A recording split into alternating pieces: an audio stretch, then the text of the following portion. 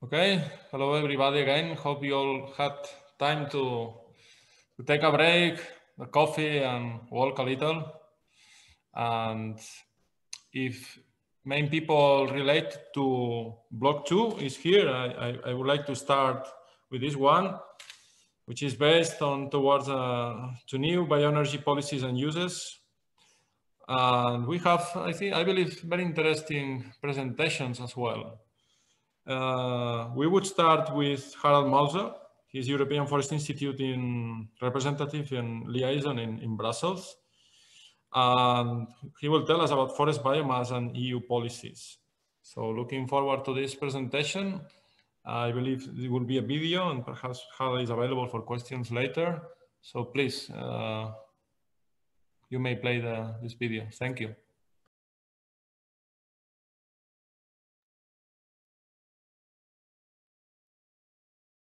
Good afternoon, ladies and gentlemen. I would like to thank the organizers for the kind invitation to discuss with you the role of EU policies for forest biomass provision and use.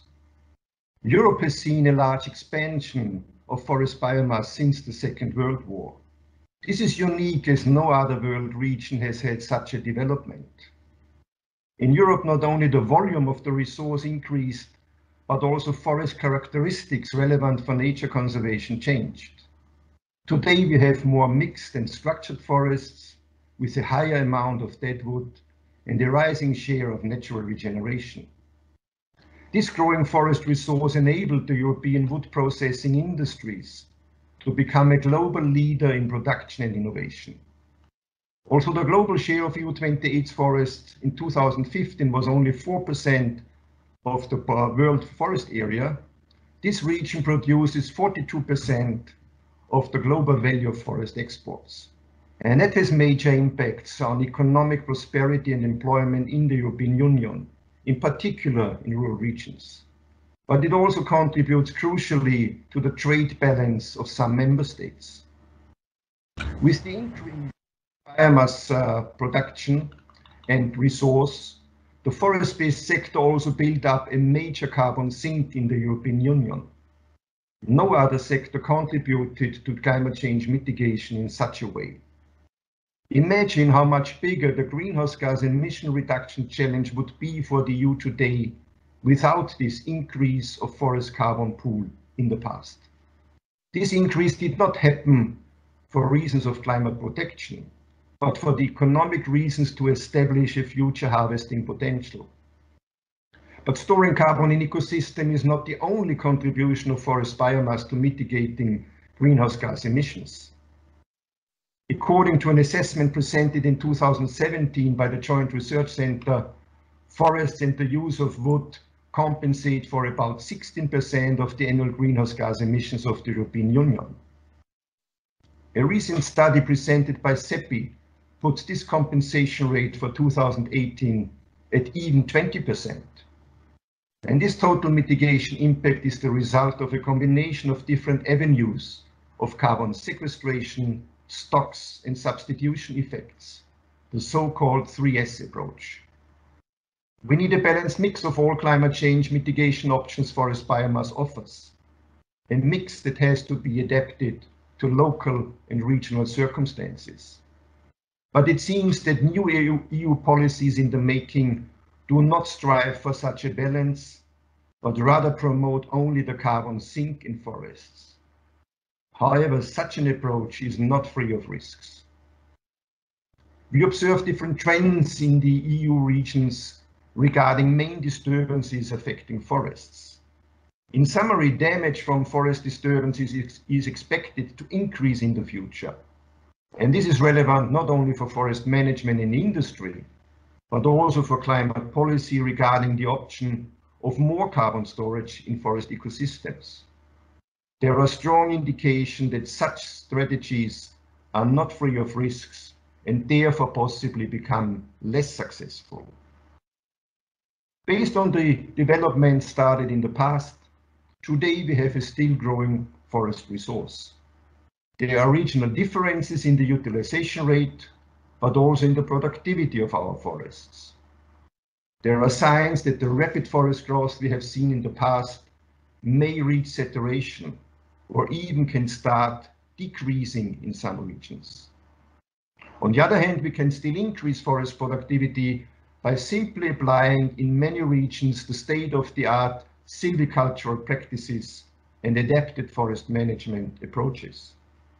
This potential of increased productivity does not change the basic fact that the renewable resource forest is limited, but we can expand to some extent the size of these limits.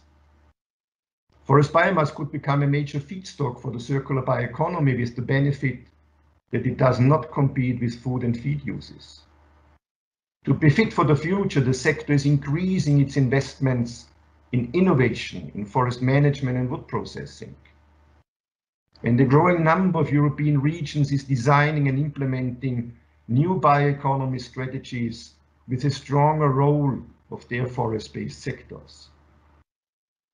Today, we also see an ongoing change of the forest ownership structure, resulting in different groups of owners with quite diverse attitudes on how to manage the forests.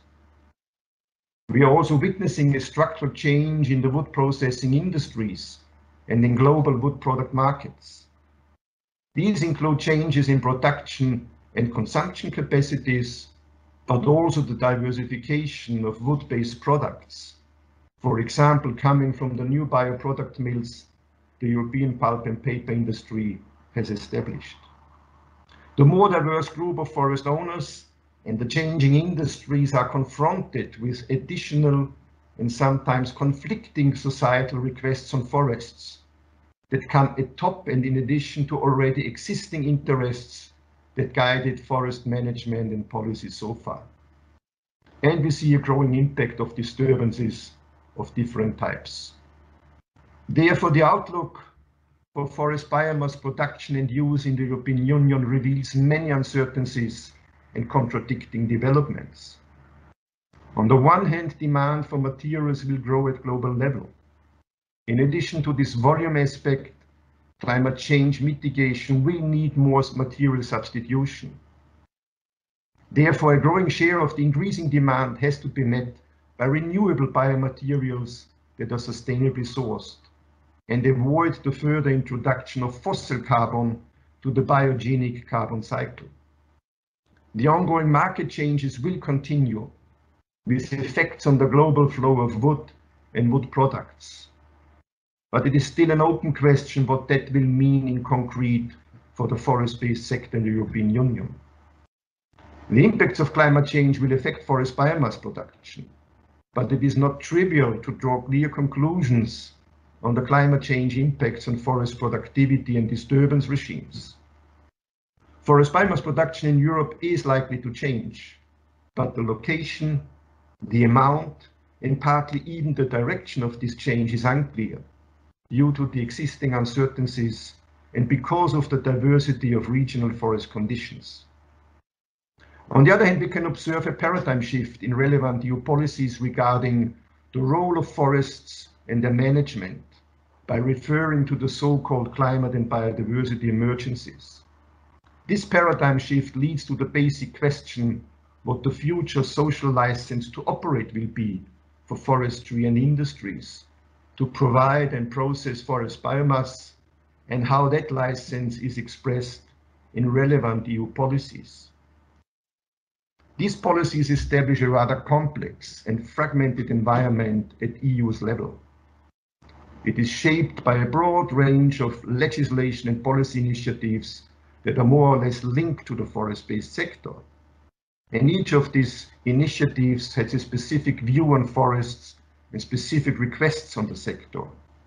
And these views and requests are quite diverse and often contradicting. For policy making, such a fragmentation and complexity poses a huge challenge in achieving coherence and in not losing the big picture. The year 2020 is a special one, as it has a high concurrence of already existing and of upcoming new policy initiatives and legislation. And this is also due to the fact that since the second half of 2019, we see major changes in the general governance framework of the European Union. A new European Commission, Parliament and Committee of the Regions are now in charge with many new actors. They have a quite diverse and often limited understanding on the complex and long-term oriented forest-based sector. The new political guidelines focus strongly on biodiversity and climate change. It has to be seen how the recovery after the COVID-19 pandemic will impact on the implementation of these new orientations. But it is clear that the European Green Deal will be the major policy framework for the next years. It is a comprehensive umbrella concept and also prominently addresses policy fields that have been relevant for the forest-based sector in the past. Policy fields that call for continuing or even increasing biomass provision from EU's forests. For example, the new industry policy under the Green Deal builds on the industry strategy of 2017. It stresses the need for reducing the carbon and material footprint and for more use of clean energy. Both objectives would need more sustainably sourced biomass, also coming from forest resources. Renewable energy is a crucial element in decarbonizing the energy system, but also energy security, independence, and the mitigation of energy poverty are important objectives of the Energy Union. In the long term, the role of other renewable sources, energy sources, will grow. But for the next decades, forest-based bioenergy will continue to be an important enabler for all these objectives. But in today's public discussion, bioenergy got a very bad image, based on narrow and short-term considerations of the carbon cycle and on misunderstandings about drivers for forest management. Selling wood and biomass for energy is not driving forest management in general, but improves the economic viability of thinning operations and offers some income for low-grade timber, all in all contributing to the economic sustainability of forestry. Another example is the new Common Agricultural Policy that has as one of the three general objectives to strengthen the socio-economic fabric of rural areas to which forest-based value chains could strongly contribute. Forest management and the processing of wood are important for economic development, employment, innovation, identity, and dynamism of rural regions. In addition to supporting prosperous territorial development, forest-based activities also contribute to the climate and environment objectives of the Common Agricultural Policy. In summary, these three policy fields, energy, industry, and agriculture, will need biomass from sustainably managed forests to achieve their objectives. This is in line with the general big picture. The grand societal challenges addressed in the Sustainable Development Goals, but also in the new EU policy orientations, can only be achieved if we phase out fossils. In the long run, the energy sector may be based mostly on renewable sources other than biomass. But for the manufacturing material sector, the situation is different. Fossil-based and climate-unfriendly materials need to be replaced as much as possible with renewable, more climate-friendly biomaterials, in addition to better circularity of all kinds of materials. The European Green Deal proposes a renovation wave initiative for the building sector and a sustainable products initiative with a focus on resource-intensive sectors like textiles, constructions, and plastics. For these two initiatives, forest biomass could provide an important share of the alternative feedstock needed. The transformation called for in the European Green Deal is simply not possible without using a new range of bio-based materials that can replace and environmentally outperform fossil-based materials. The revised EU Bioeconomy Strategy of 2018 offers a very helpful blueprint for such an approach, but this rather new document is not even mentioned in the Green Deal communication. This reluctance towards bioeconomy expresses a negligent acceptance that the increasing demand of a growing world population will continue to be served by fossil-based and climate-unfriendly solutions, because too strong restriction will not allow to harness the full potential of forest biomass to enable climate-friendly and sustainable solutions. The European Green Deal hardly sees the forest bioeconomy. The action proposed specifically on forests are based on a rather narrow view on carbon sink and biodiversity services. The important role of markets in the decision-making of forest owners, managers, and industries is neglected. The high relevance of wood products in the daily life of EU citizens and the role of the forest-based sector in regional socio-economic development is not visible. Using forests to mitigate climate change and for biodiversity are essential, but forests must respond also to other needs of mankind, even in the short term. The forest-based sector can do much more for reaching important policy goals than the Green Deal proposal indicates. And the post-COVID-19 recovery would benefit from a strong contribution of this sector. Climate change mitigation, adaptation, and biodiversity protection are merit in forests. Controlling increasing disturbance risks by adapting forests to a changing climate is required to sustain the ability of all the services, including carbon sequestration and biodiversity. Measures to strengthen biodiversity need to be diverse according to regional circumstances, and they have to be well integrated into forest management that serves also other interests at the same time. Many examples demonstrate successful implementation of such an integration that could and should be strengthened. Protected areas have only a limited impact on biodiversity conservation, in particular under changing climate. EU countries are quite diverse regarding forest conditions, their management, and the economic relevance of the forest-based sector.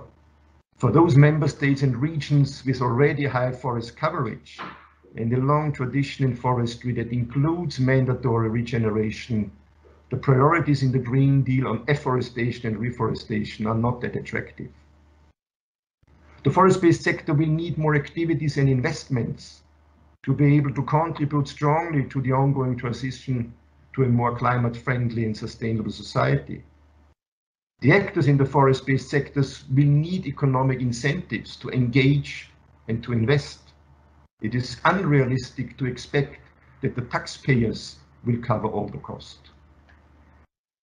The European Green Deal could take the novel approach to maximize synergies between the manifold benefits the forest-based sector can provide to the carbon neutrality and many other policy goals. The one-sided focus on forest and biodiversity protection and restoration in the Green Deal communication has to be better balanced with the raw material needs of the transformation in other sectors that is essential in reaching carbon neutrality in 2050. It also has to be better balanced with the needs for economic prosperity and employment in rural and urban regions, in particular in view of reduced employment in fossil-based sectors in the future. The better climate change mitigation and biodiversity measures in forests can simultaneously respond to other societal needs. The more cost-effective they will be, and the broader will be the support by citizens, companies, and politicians. And this is likely to be more helpful also for climate and biodiversity objectives in the long run. The upcoming new EU forest strategy offers the right policy framework to deal with all the forest-related requests in a holistic manner. But there are many other ongoing policy processes in the EU addressing forests. There is a high risk that the big picture is forgotten and only one-sided interests are established in each of these processes without the coherence and coordination needed. Therefore, the forest-based sector faces a combined communication, awareness-raising, and trust-building challenge. The challenge to make citizens and policymakers better aware of the big picture, the complexity, and the longer time perspective we need to respect if we want to benefit from the full potential of forests and wood. And we will need this full potential to enable the transition to a more sustainable society, and in particular to mitigate climate change and to adapt to it. The way the sector manages this communication, awareness raising and trust building challenges in all of these policy processes will shape the future of forest biomass production and use in the European Union. Thank you very much for your attention. Thank you very much, Harald, for this excellent presentation, because there's much talk about Green Deal, but we need to have an overall look at the whole range of EU policies which are being developed in different topics, and how Green Deal can really integrate this carbon footprint, this conservation of natural capital, and the bioeconomy as such. And it's not that easy, and it's this idea from several sides of the forest sector that carbon sequestration in standing stock and biodiversity, which are crucial, but where the only main drivers and this multiple use approach, the relation of forest management with other services such as water regulation, forest fire prevention, and the socioeconomic issues related to have a sustainable territory in the bioeconomy that need to be there as well, you know. And I believe this was a very interesting points here. We may come back to those when we are in the questions part of the blog. Now we can move to the next presentation, and we would have Alicia Kasprak, Forestry Officer at the Food and Agriculture Organization of the United Nations, for telling us about the policy developments with impact on biomass use in the European Union. So Alice, when you are ready, the floor is yours. Thank you. Thank you very much. I'll try to now share my screen so that you can okay.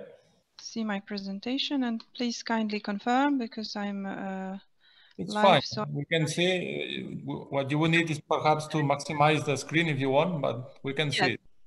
I'm in the process of that, so I hope that you can see me well. Yeah, it's fine. It's fine. Perfect. Wonderful. So the technical part went smoothly. And now a very interesting presentation from Harald. On my side, I think I will take you more on the global level, so zoom out from the geographical level, but zoom in on wood energy. So I think this is the angle that I wanted to present you. Thank you for also presenting me. I will add also that I am based in Geneva. It is, I work for the United Nations, and it is a joint unit between the Food and Agriculture Organization of the United Nations and the United Nations Economic Commission for Europe.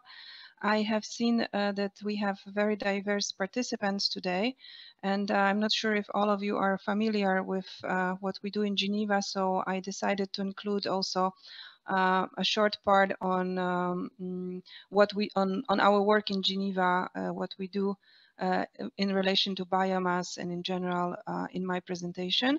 And then I will talk further about the United Nations framework agreements that are maybe more general, and they are at the level of strategies and perhaps not so directly impacting the bioenergy and the markets. But I think this is important to understand that we also belong in that context, and maybe also argue if we should be more visible there as regards the bioenergy.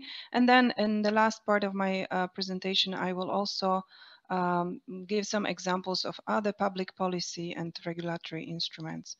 So first, I will start with the work of the that we have in UNICE and FAO in Geneva. For your information, we are covering this specific region that you can see on my slide. So of course, Europe is part of that. But it is a much bigger region and also much more diversified region. So you will also see that reflected in further slides. And I will also try to look more on the global level. Where do we place bioenergy in different statistics? What we do in Geneva in general is that we collect data, statistical data that has impact on forest, state, so the situation that we have in the forests. We also collect data on forest product markets, and based on that we prepare information analysis studies. We also provide platform for policy dialogue. And for policy dialogue and advice, we also prepare studies and evaluations and organize meetings where countries can meet and decide on priorities for policies and then implement also some of the decisions on the national level. I must highlight also that contrary to the European Union, we know that in the European Union we have different policy instruments. Some are more prescriptory than others. In the United Nations, it is important to understand that we are a platform that is for discussion, and anything that we do is voluntary. So we do not impose any obligations on the on the members or on the specific countries. So we can recommend some measures, but we never impose. Also, another activity that we do is communication. So we raise awareness on the general topics related to forests, also use of forest products, for instance, in the context of circular economy, green development, all these aspects. I think this is important to promote the use of innovative products, but at the same time highlighting the fact that sustainable forest management and sustainable sourcing of wood is the basis and the key condition for development of these new sectors. And finally, we do capacity building mainly in Caucasus and Central Asia, and that consists, for instance, assisting countries in developing methodologies for data collection and also helping them to develop national strategies that relate to forest. Further, as we are talking about bioenergy here during this conference, I just would like to clarify that for my presentation, I will be using the definition of the World Energy Council, and they understand bioenergy, that this is a traditional biomass and modern biomass and biofuels. So with this basis for the background information, I wanted to share with you the participation and the share of traditional biomass and modern biomass in the share of renewables in the final energy consumption.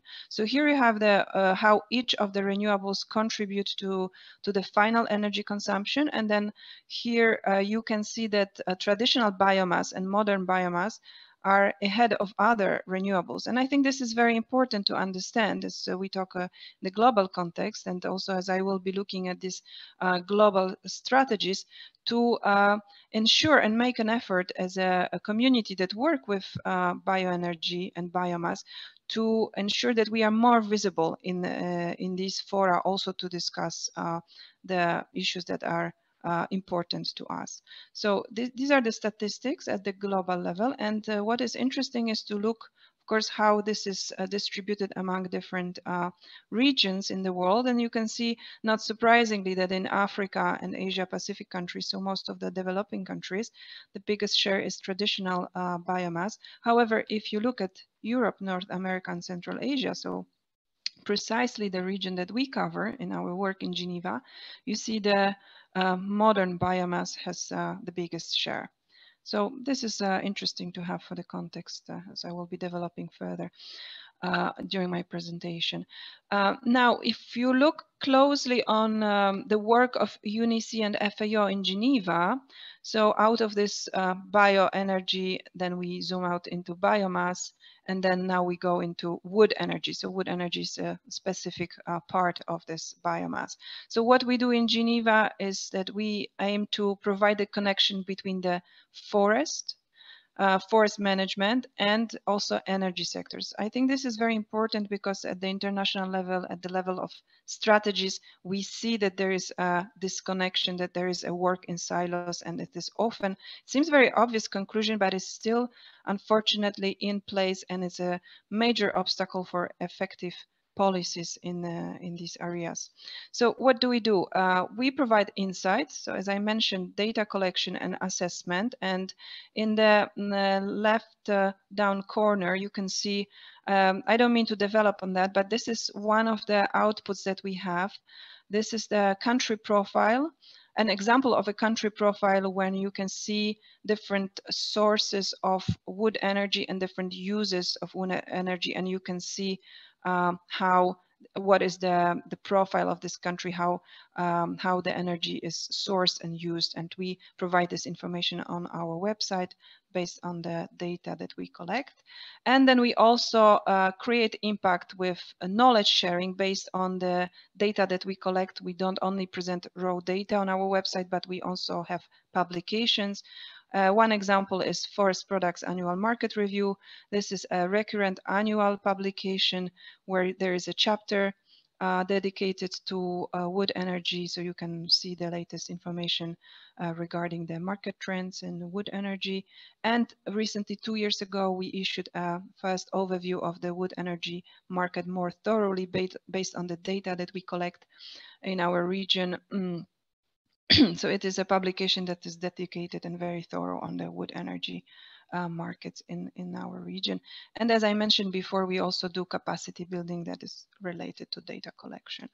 Now, I wanted to look a bit more closely on our flagship tool for data collection, which is called Joint Wood Energy Inquiry. Again, to provide the context of when you think about policies, what is also, before you have policy, you have to have information about what is the situation and potentially where the issues are that has to be targeted by policies. So in this Joint Wood Energy Inquiry, the structure includes sources of energy, and here you can see more in detail. You can look at them after. I think the presentation will be shared. I don't mean to go into details, but just to show you that we target this information, we collect data, and we see that this is an important step for any policy preparation, and that is why we do that work that contributes to policy. Now, based on this tool, this is very interesting because we are able to provide also not only country profiles, but we can also see what is the overview country by country, how they source energy, wood energy, and also on the next slide you will see how energy is used. And why it's important, because again, you will see here where is the focus, you know, where, for instance, the policies should be looking at. Well, what is really important, what is the important part of the activity in specific country, and then to look closer at these aspects and see where policies are needed. So this is an overview of the energy uses based on these categories that we developed for this inquiry. And here, overview of country profiles as regards the use of energy, wood energy. Now, how all that relates to policies, and why it is important to have this diversified information before you go into the policy. You see, there are many aspects. When you look at different information and data, you see that there are many stages of preparation of the wood energy products. There are also many customers that use wood energy, and it is a very diversified ecosystem, and that is why a number of policies apply. And I think that if I had to cover all of them, that there is enough material for entire conference on that. But what I would like to do here is to make us aware that there are these different categories of policies that we can see that have impact on wood energy and also consequently on bioenergy. So for instance, we talk about rules, regulations, incentives, and measures, for instance, that regulate research and education. And we can look at the resources aspect. So for instance, this could be one category is recommended and required management practices. We can look at eligible energy feedstocks and eligible lands. And again, these are only examples. And as we look also at energy use, contribution to energy portfolios, reduction in emissions, minimum conversion and consumption energy, efficiency thresholds. So again, the ecosystem is absolutely very, very, very vast and covering so many areas that we should be aware that all these policies impact the markets of bioenergy, and also we should seek a better integration between these policies. With that, I would like to go to the next part of my presentation and present you only a few aspects. So now I'm going to talk on about the United Nations framework agreements. And these frameworks agreements are at the strategy level. They are not legally binding, but they do impact how we think in bioenergy and wood energy sectors. So first, United Nations 2030 Agenda and Sustainable Development Goals. I assumed that regardless the level at which you work, national, subnational, or international, you are familiar with that tool. So I'm not going to develop the entire concept here. And I wanted just to, sorry, to zoom on the SDG 7 and the clean energy and the specific targets. And I think that if we look at this thoroughly, that forests and wood energy actually are essential to contributing to these three targets that I listed here.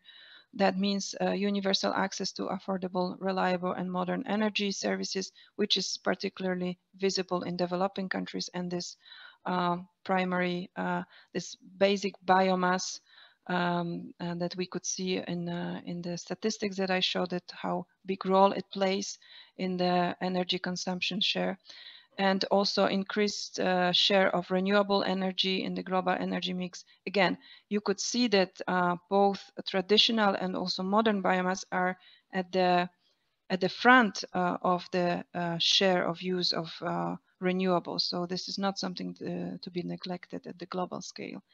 And also, as regards the improvement of energy efficiency, I believe that wood energy also has a role to play. So if we look at this and the Sustainable Development Goals, I think that there are key statements that are important to highlight here. It is that forest and wood products play a pivotal role in meeting targets of the SDG 7. And it seems like the forest community and also wood energy community has not been promoting the value and the role that wood energy has to play in meeting the SDG targets. And it is important because there are many projects at the international level that I financed through resources from international development aid and also from United Nations, also including from the European Union, that could be more focused on wood energy and meeting the objectives of these targets. I think there is work to be done there to promote the use of wood. And what is also important is that we do not consider wood energy or energy sectors and objectives of climate change without considering also the direct link to forest management and sustainable sourcing of wood for energy. Another international strategy, let's call it this way, is the United Nations agreement, Paris Agreement, which I also believe most of you have heard of. It is not my objective to explain exactly how it works. I think we know that it is aiming to reduce carbon emissions, and how it works, it is that countries develop voluntary nationally determined contributions. And I looked at the website where the Paris Agreement is followed and monitored the implementation of it. And I could see that when you consider developing countries, that wood energy is included in their NDCs as part of the strategy to mitigate climate change and also to address the reduction of emissions. carbon emissions. However, I looked very closely also at EU countries, and I discovered that all of them submitted exactly the same template that was likely prepared by the Latvia during the Latvian presidency. This is exactly the same looking template for all the EU countries, but bioenergy or wood energy is absolutely not mentioned there. So their efforts to reduce carbon emissions are pointing somewhere else, so not at the wood energy. Another framework agreement is United Nations Strategic Plan for Forests that has been developed in the framework on the United Nations Forum of Forest, and it is a global framework on how to sustainably manage all types of forests and trees outside the forest and halt deforestation. And it features 6 global goals and also a number of targets. And it is also implemented on the voluntary basis, and countries provide voluntary national contributions, which again can be seen on the United Nations website. There is no specific template, so all the countries provide information about how they implement the strategic plan for forest as they go forward, and featuring the actions that they take that are the most important for them. And just a quick look at on the 6 goals, and I could see that wood for energy and fuel wood and woody biomass are under the target 3, and this target aims, among others, to increase the proportion of forest products from sustainably managed forest. So again, these are the examples. I think they are the biggest, the most well-known and widespread agreements in the United Nations systems that have impact on all areas of work. And I think specifically the last one is very much focused on forests. So in this regard, they do have impact on bioenergy and also wood energy use. Now I will go to other public policy and regulatory instruments, again with the disclaimer that this is just a set of examples and absolutely not a comprehensive list of all the policies, because that would be a very complex task to prepare.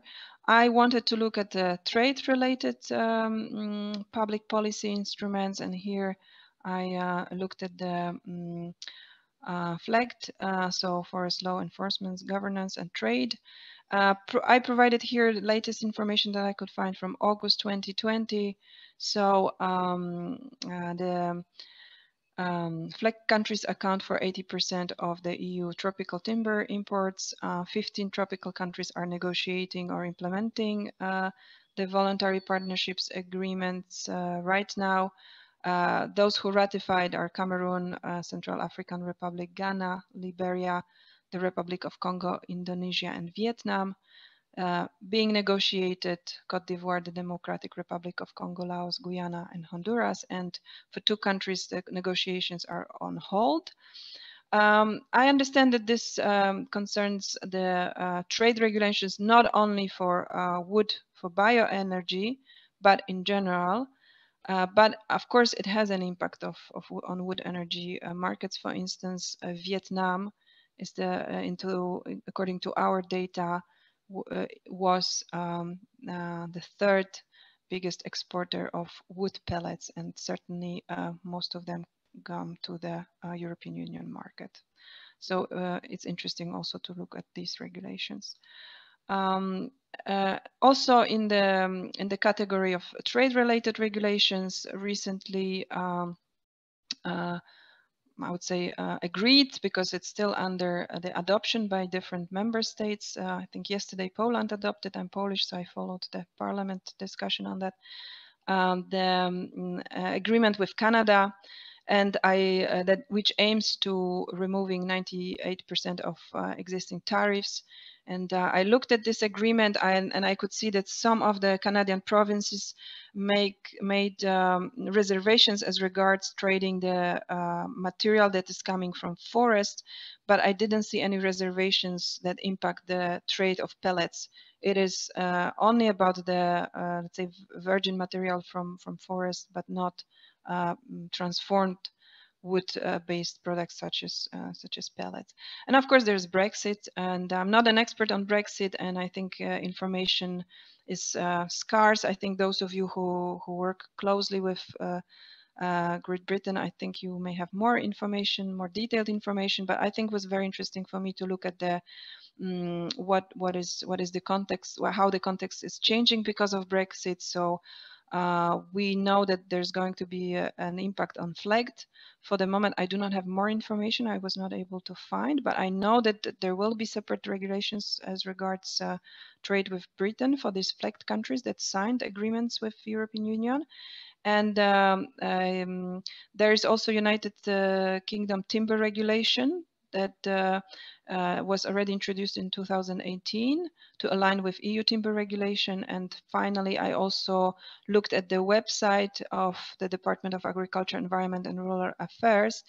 And for those of you who are interested, I put the link here because these regulations are quite detailed and thorough. And I think this is a good source of information if you want to look more closely. It's really developed by categories. So not my point to develop here, but just to show you the link. If you need more information, you can find it there.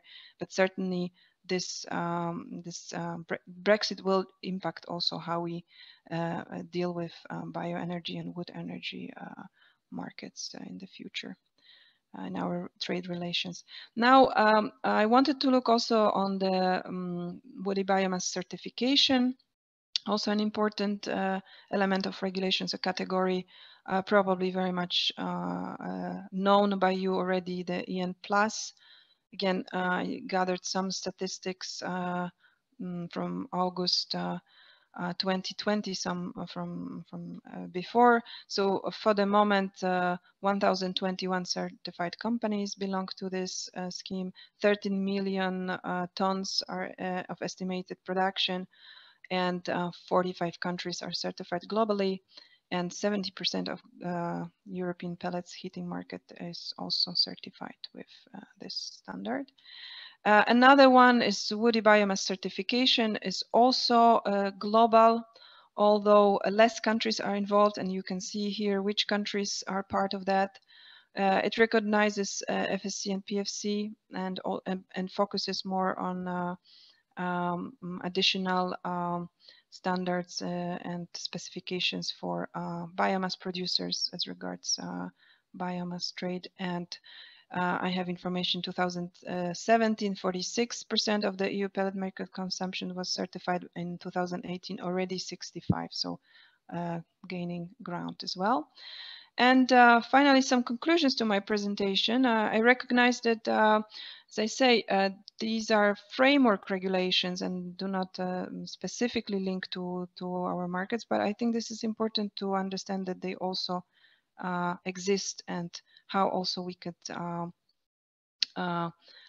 be more visible there as community that deals with bioenergy, and also, let's say, defend our interest in the context of these framework agreements. So first conclusion, there is a plethora of public policies and regulations affecting bioenergy, and I think you could see it in my presentation, and I didn't even mention regulations, for instance, technical regulations that are related to pellet stoves, heating stoves that use pellets, for instance. This is absolutely different category. It is not because we can have the category that deals with, let's say, forest and sourcing and other biomass sourcing. Then we have energy specific regulations on emissions, permissions, taxes, and all that. But then there are also technical regulations on the quality of stoves and so on. This is another category. So there's a lot of different policies that have impact on what we do. And another conclusion, more from the perspective as we work in Geneva, I said our job is to provide a connection between the forest and energy markets. And the observation, of course, one of the obvious ones, but still important to highlight because still it is taking place, that the policy programs in forest and agriculture and energy sectors are often led and implemented by separate institutions who do not communicate. And I think this is a major problem as well. Public policy affecting wood energy should seek integration of renewable energy generation strategies with sustainable forest management. So again, not only linking different sectors, but also making a logical link when you want to promote biomass and bioenergy, wood energy, to also always look at the aspect of sustainability of sourcing. And I think these discussions are also often disconnected at the international level. And finally, policy instruments supporting wood energy development are more influential where formal wood supply chains are already in place. I mean here more countries outside of the European Union, for instance, Caucasus and Central Asia, when we do not have a legal framework, a national strategy framework that is regulating supply chains. It is very difficult to come up with the developed, sophisticated policy framework that deals only with wood energy, because wood energy is a part of the supply chain, and we know this is not a primary destination. It is at the end of supply chain. So I think, again, when formulating these policies, it is very important to look at the connections and interactions, and to prepare these policies in the way that they are integrated and to serve the same purposes. Seems an obvious thing, but again, I will highlight that at the international level, we are still struggling with that. So important thing to mention. And that would be all for me. Thank you very much.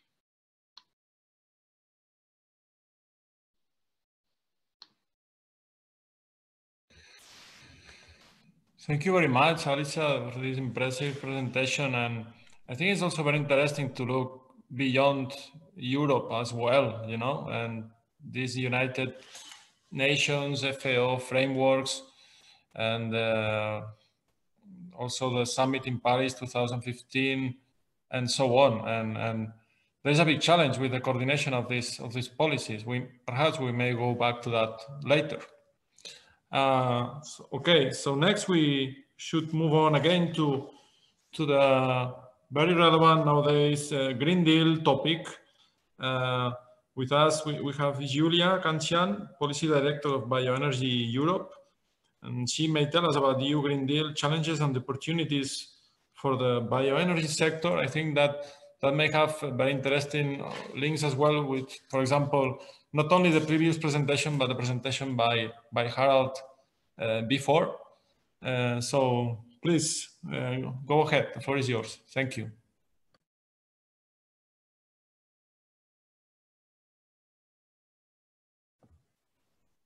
You need to switch on the microphone. Sorry, I always do the same mistakes. Thank you very much for me today. I hope you see my screen all right. My presentation, I'm especially happy to be speaking after Alicia, because I think that there are a lot of links between what I'm going to say today and her presentation. So my presentation today, as said, has a lot to deal with the European Green Deal and the current policies on regulating the bioenergy sector, and also the challenges and the opportunities that they pose. A quick word about the association that I represent today. So Bioenergy Europe is the largest European association representing the interest of the bioenergy sector. We have 140 members, 90 are companies of various sizes, representing all the supply chain from biomass producers, traders, equipment manufacturers, and energy and heating generators. We represent also more than 30 national associations and academia and research centers. So my presentation today is divided in 3 parts. I'm starting from where we are today. So how bioenergy is contributing today to green the European energy mix. What is happening in the next 10 years? So based on the analysis of the national energy and climate plans from the member states of the European Union, I will touch upon a couple of numbers that will clarify where we are going. And I will also cover the longer term perspective with the challenges and opportunities for the sector that are posed by the European policy framework. So where we are, so many things to do, so little time. So this picture is from 2017 numbers, and you can see that most of the energy consumption in Europe was represented by non-renewables, meaning fossil fuels and nuclear. Only 17.5% was represented by renewables at the time, with 10.3% bioenergy. So we can safely say that bioenergy is the largest renewable energy source in the EU 28 and represents more or less 60% of all renewable consumption.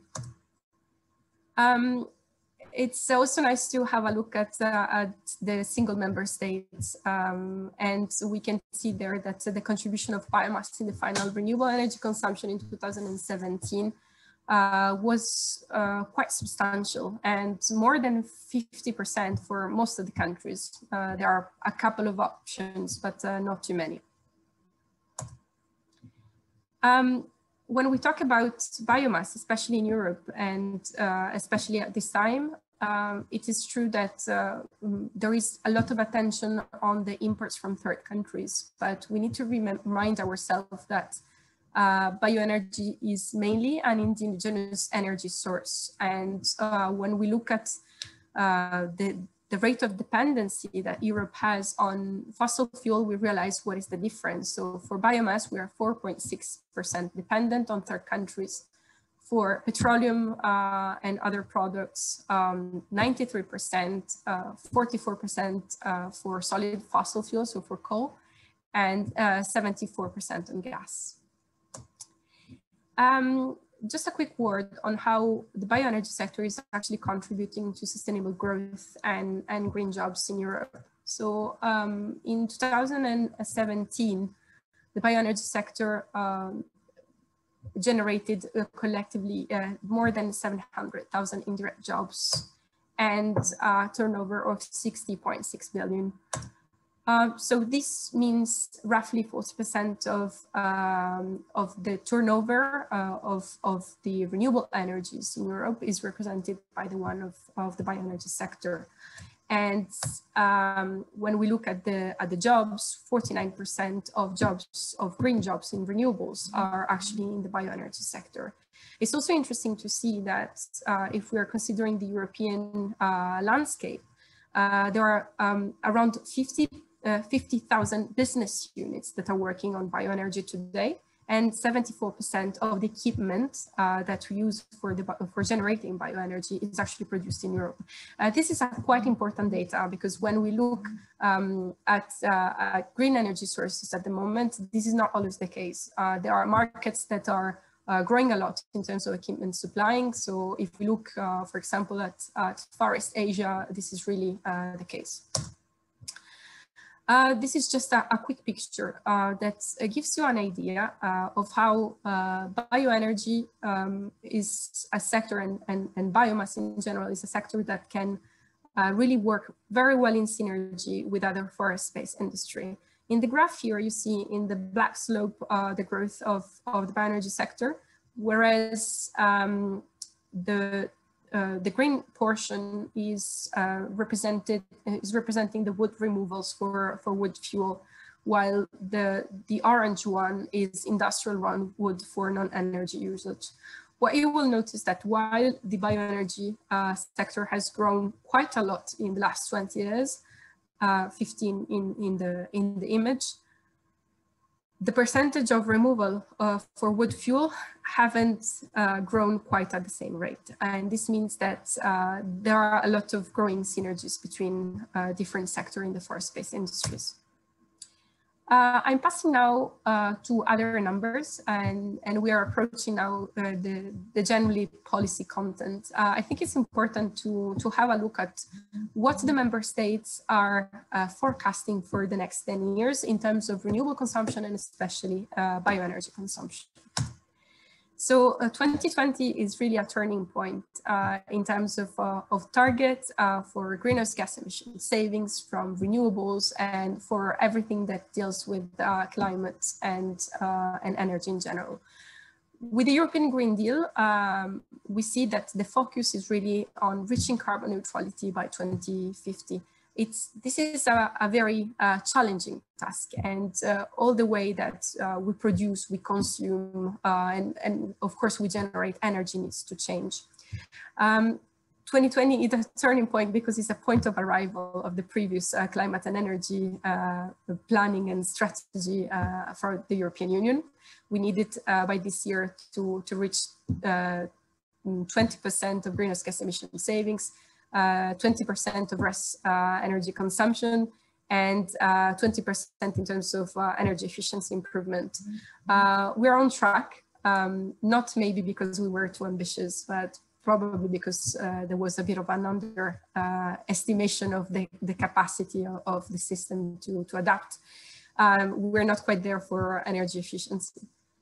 For 2020, for 2030, so for the next decade, we have already some targets that were decided back in 2018. So 40% in terms of greenhouse gas emission savings, 32% as our overall binding target for Europe in terms of renewables, and 32.5% of energy efficiency improvement.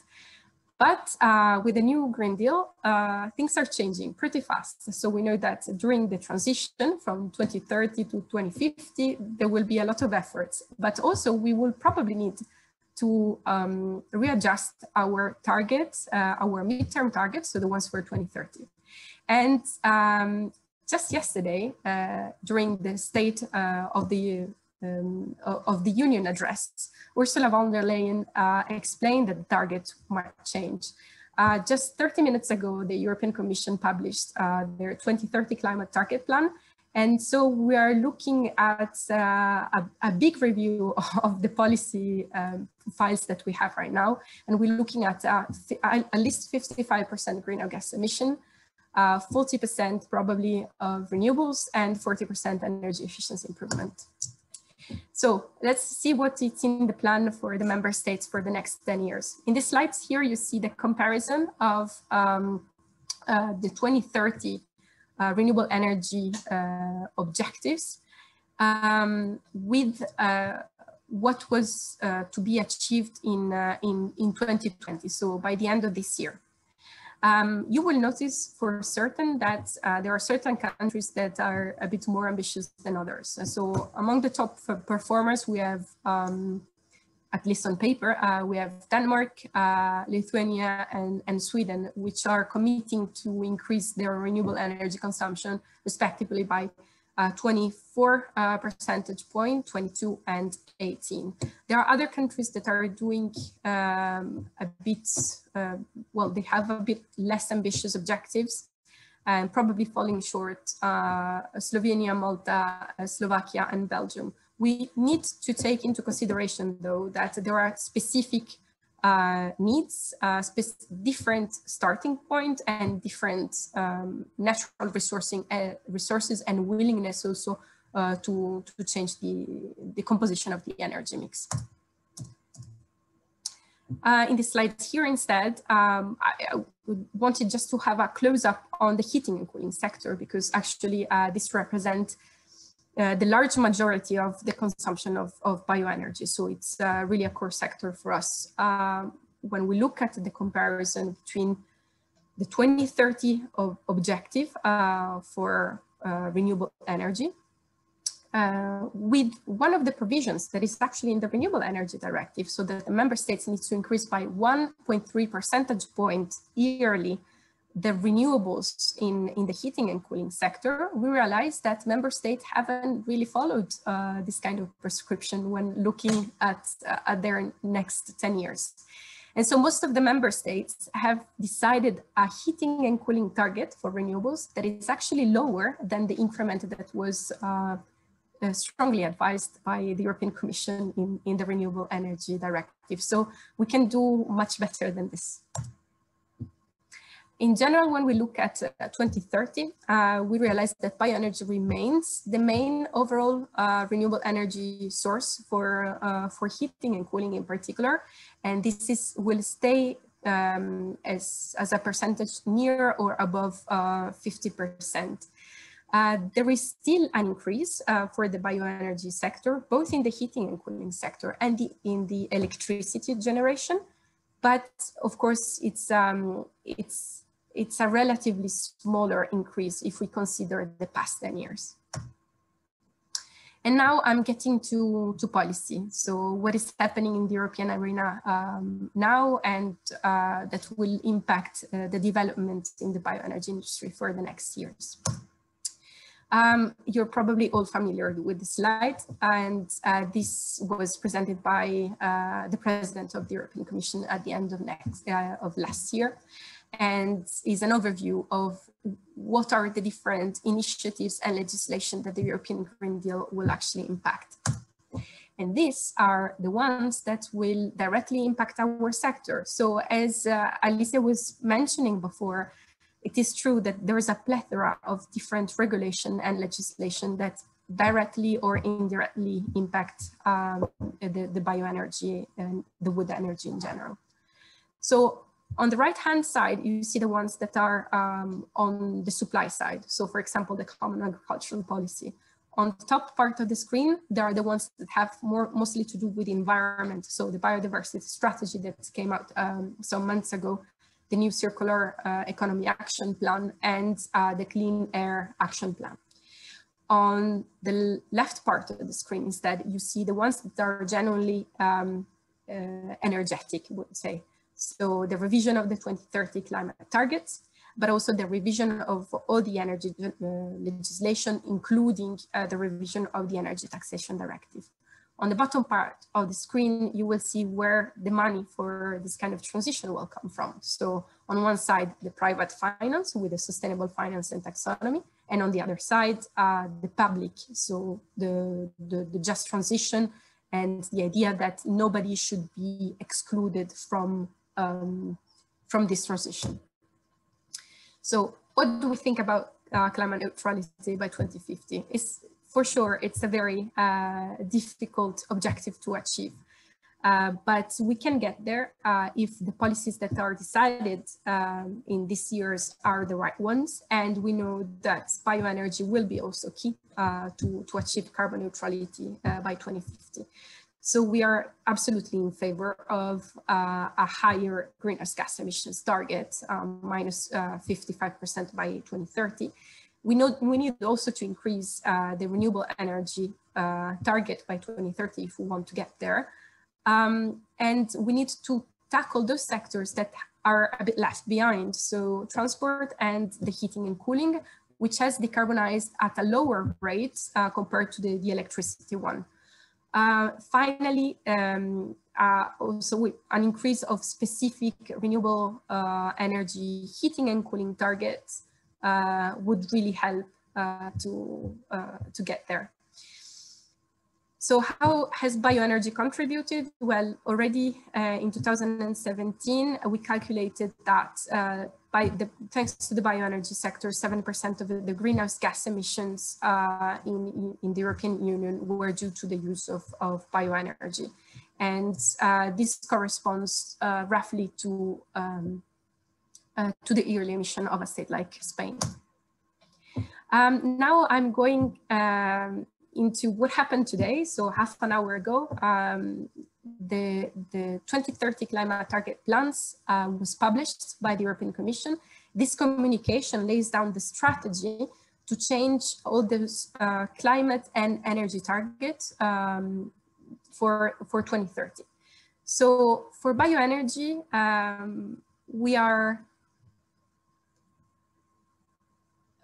we need to decide our position on this. There are certainly very positive aspects that pose very good opportunities for the sector. So a 40% renewable energy target by 2030, it's really an occasion to drive the change. The tackling of the heating and cooling sector is certainly good, and also the proposed carbon pricing extension to all the sectors that are not currently covered by the EU ETS is also a very good news. On the other side, we see that the bioenergy is portrayed in the strategy in a less than a positive way. The first sentence is quite clear. Projected increases in bioenergy use by 2030 are limited compared to today. And it's true, we do realize that in the national energy and climate plans, the increase of bioenergy is lower than in the past 10 years. But still, this is a bit of national competence to decide how to create a state energy mix. And then we see another negative sign. So the Commission is using recently a specific wording on wall trees. So avoiding or minimizing the use of wall trees for bioenergy production. And we feel that these wall trees, it's really an arbitrary definition because we don't know exactly what it means. We are in favor of a market-based cascading approach, and we have only, the bioenergy sector has only a limited purchasing power. So I think that the synergy between the different sectors working in the forest-based industries is a bit overlooked here. So this is challenges and opportunities in one document only. Also regarding the wall trees definition, once again, we saw it in the biodiversity strategy. In the biodiversity strategy, bioenergy was recognized as a win-win way to generate energy. And yet there was a sentence that was recalling to a reopening of the current sustainability criteria that still need to be implemented with this sort of transformative approach to minimize the use of food and feed crops and wall trees. And still, we think that we need to better understand what the Commission means by these wall trees, but also we would like to have the opportunity to implement the sustainability criteria starting next year, and then to assess whether they are fit for purpose and they are good or they need to be changed. And finally, this is my last slide. Just wanted to touch upon very quickly on how to finance this transition. We will need to leverage an enormous amount of money, and the Commission has thoughts to trigger more private finance to go in the right economic activities with the sustainable finance taxonomy.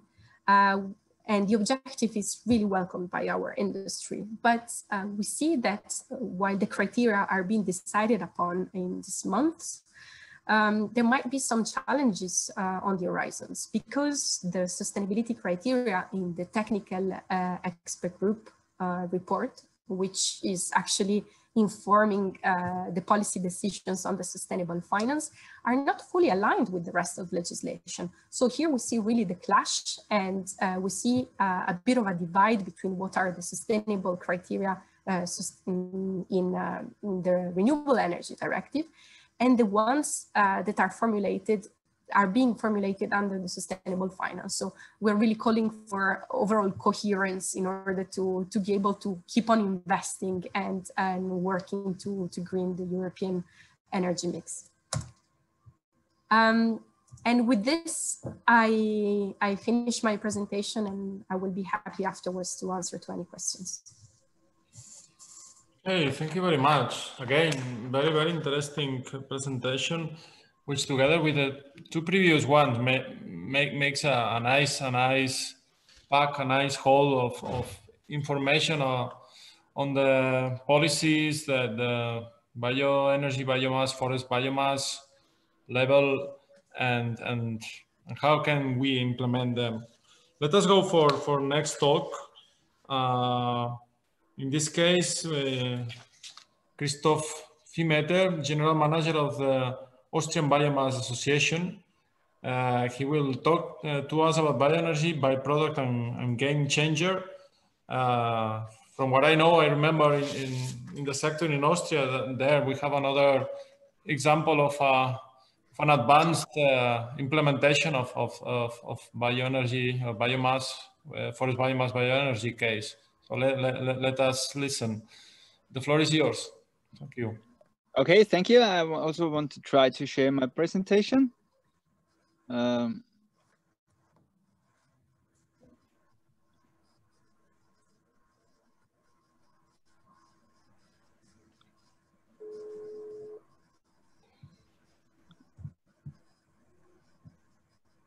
I just have some problems to share it. You find the button, it's in the low part. Yeah. So I hope it will work now. Yeah.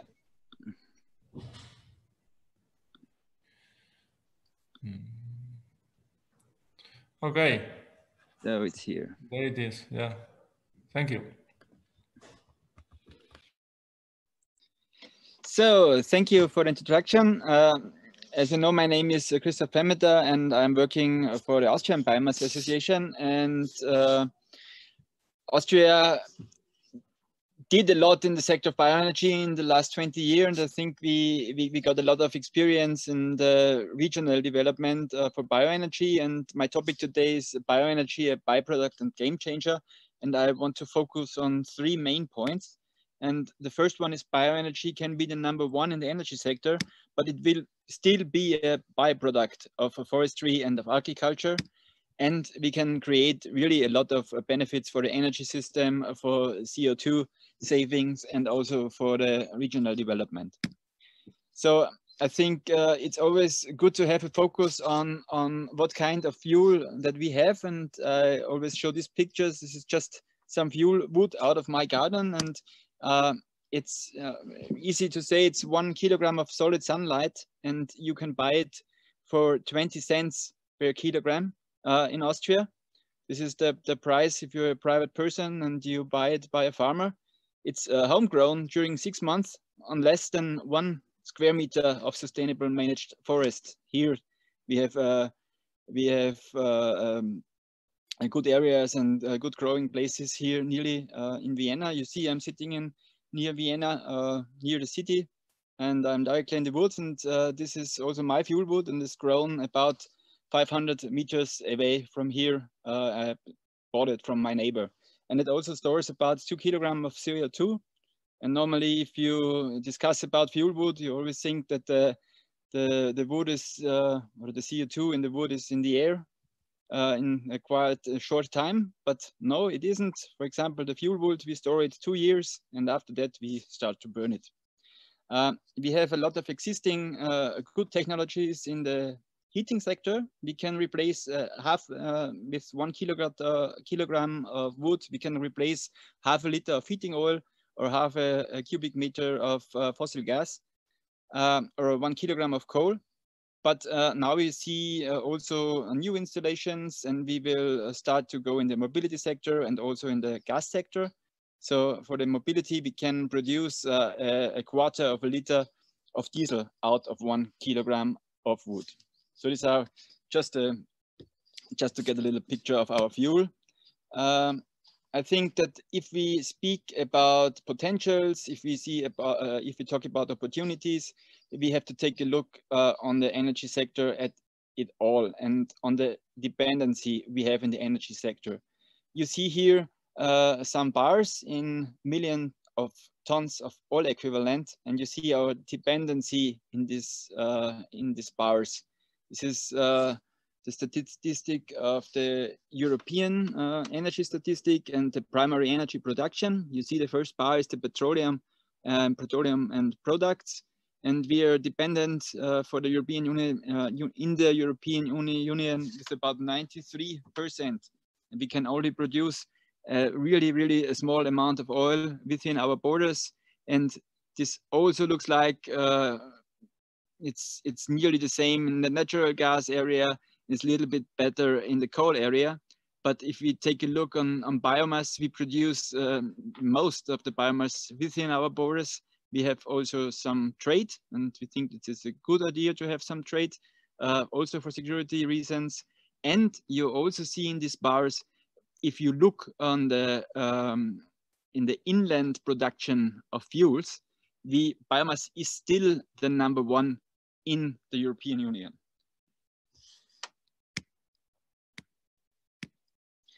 These are two pictures. On the left side, you see the bioenergy use in the European Union. It's a little bit a complex flow picture, but you can see here, this is the primary energy production we have. It's about 144 million tons of oil equivalent, and we use it now mainly in biomass for households and biomass for services. This is in the heat sector, and also in derived heat, and we also have a lot of losses in the heat production. So this means a really big part of the bioenergy is now going into the heat sector, and we think that we will see it also for the next decade, but also other markets will have an increase. On the other side, you see here 3 bars, and this is a research which was done to all the potential studies we have for bioenergy. And you see here the numbers for 2017.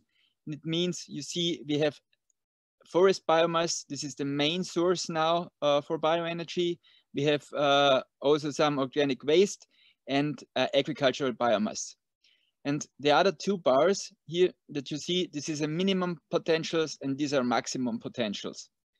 So, and we from the European Biomass Association, we think that we are still conservative if we say we have a potential for about 506 million tons of oil equivalent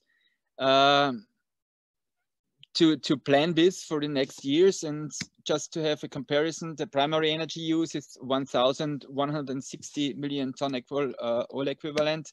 And on the other side, we have a bioenergy potential, a conservative one, from 400 million tons of oil equivalent. So you can see there are a huge potential. There is still a huge potential in forest biomass. We are convinced that we need to see an increase of forest biomass, that we get higher prices for the energy. The forest biomass is so cheap that the agricultural biomass has still no chance to deliver high potential, because we have so much biomass on the market that it's not, we do not see the agricultural biomass is coming in the next years. Here is a picture of the renewable energy potentials in Austria, the use in the year 2017, and also the goals from our Association for the Renewable Energies, and then the potential 2050. And you see, these are all maximum potentials from the different associations. So you see, bioenergy is still the #1 renewable energy source here in Austria. And also the potentials are quite high, as all potentials from the other renewable energy sources together. And we have in Austria about 1,400 here's petajoules of primary energy use. And we have a renewable potential, if we sum it up, from 900 to 950 petajoules. And then we have for sure too much energy use. It's about 450 to 400 petajoules. And we have this formula, and I think this formula fits quite well to a lot of countries for the energy transition. It means we have to do a 1/3 energy efficiency. This means we have to try that we use a lot less energy as we do it now. We have 1/3 of the work is renewable volatile energy, and we have 1/3 renewable based energy on biomass. And if you compare this together, 1/3 renewable volatile and 1/3 renewable based biomass, we think that at the end of the way, we will be half biomass, half other renewable energy sources. And so we are convinced that bioenergy will be the number one, and it will be more dominating in the energy system that oil is now. We will see if this happens, but for sure is that bioenergy will have a crucial role in the energy transitions in the next years. But if you speak about bioenergy, I just want to figure out that we just use about 25% of the used biomass in Austria to convert it to energy. And we do it only after, not only, but we do it most times after we use it for other purposes. And we just only use 10% of the biomass for direct bioenergy. This is, for example, like stoves or like boilers or like district heating plants. I try to put these figures together. You see, this is the energy, the biomass we use for energy now is about 12 million tons of dry tons. Sorry. And here are the other uses for biomass. This is digestion. It's about 12 million tons is digestion of biomass. It's about animal digestion is about 75%, and human digestion is about 25%. So nearly as much as we use for energy is the digestion from humans and animals. We have about 5 million tons, which is it's going into products, and we have about 2 million tons of biomass, which is used for other purposes. And then we have a lot of exports. In Austria, we export about 15 million tons of biomass. And sorry. On the other hand, you have the source from biomass. This is the import also a lot, because Austria is really good in processing wood, and we buy a lot of roundwood. And the really good thing for us, we have a lot of byproducts which we can use for paper or also for energy. We have about 16 million tons of agricultural biomass, and we have about 11 million tons of forest biomass. And we have also 4 million tons of biomass, which is coming from other sources, like biomass which is covered next to streets or in parks or in private households. All this biomass is based on the photosynthesis, and this is why we say, or we think, we are convinced, and we know it, that we are CO2 neutral, because we are coming out of the growth of the plants. And we have also a big biogenic storage. This allows us to have the forest, to use the forest, to use our grounds and our soils. And for example, if you take a look at the dry tons of biomass which are stored in the forest biomass, is about 750 million tons. And in forest soils, we have in addition about 1,000 million tons of dry matter. This is just the tons of biomass which is stored in the trees and in the soil. And if you compare it to the energy use we have, then you see it's really a small amount of dry tons we use for energy is 12 million tons compared to 750 million tons of dry matter, which is standing still in the forests. Now we have a lot of new technologies. So the technologies allow us to increase the use. We have new markets. We can increase the sources, so we can earn more. We are allowed to produce more on the areas. We have better yields, and also we have a lot to do in the processing and in logistics, and all this new technologies and this new ways to handle and to process the biomass allows us to have and to do more potentials. And this is just an example for 2 Austrian trees. This on the left side is a spruce trees, and on the other side is a beech tree. And these are the prices you can earn in Austria before the Corona crisis for 1 solid cubic meter of wood.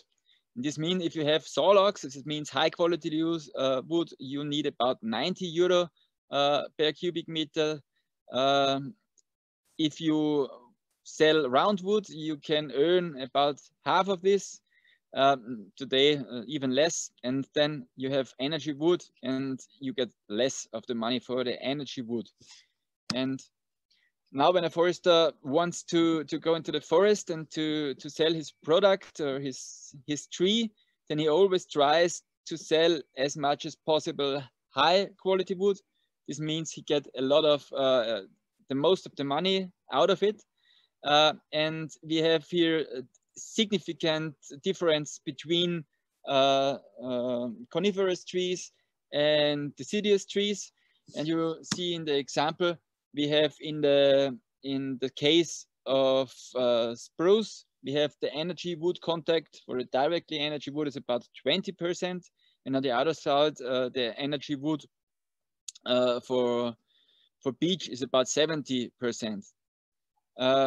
This means that when the forests are changing from more, in Austria, this will happen, less spruce and more beech. We also have increased biomass share in the low quality wood areas. And one interesting figure is that the earning costs for harvesting is about 25 euro per cubic meter. This means the income for energy wood for 1 cubic meter is too less to harvest it. This means this is a byproduct, and I think it will stay a long time a byproduct for the forestry. I will come to the next point. This is the regional development. In Austria, we had the chance to get a turnover of 3 billion euros. We have about 22,000 full-time jobs. We can reduce the CO2 emissions for about 30 million tons. We have about 78 million tons in Austria. This is our overall CO2 emissions. We do about 20% of primary energy now in Austria. We have about 4,000 companies and a lot of users from wood heating systems. When it comes to bioenergy, we often have discussions about clean air, and we did a study together with BEST. This is an Austrian-based center for scientific for bioenergy and also for energy and biomass at all. And together we found that we did a big focus on the overall emissions from fine dust in Austria. And we see that small furnaces have a significant role in the fine dust emissions, and it means that a little bit less than 1/4 of a little bit more than 1/4 came out of heating systems from the fine dust emissions.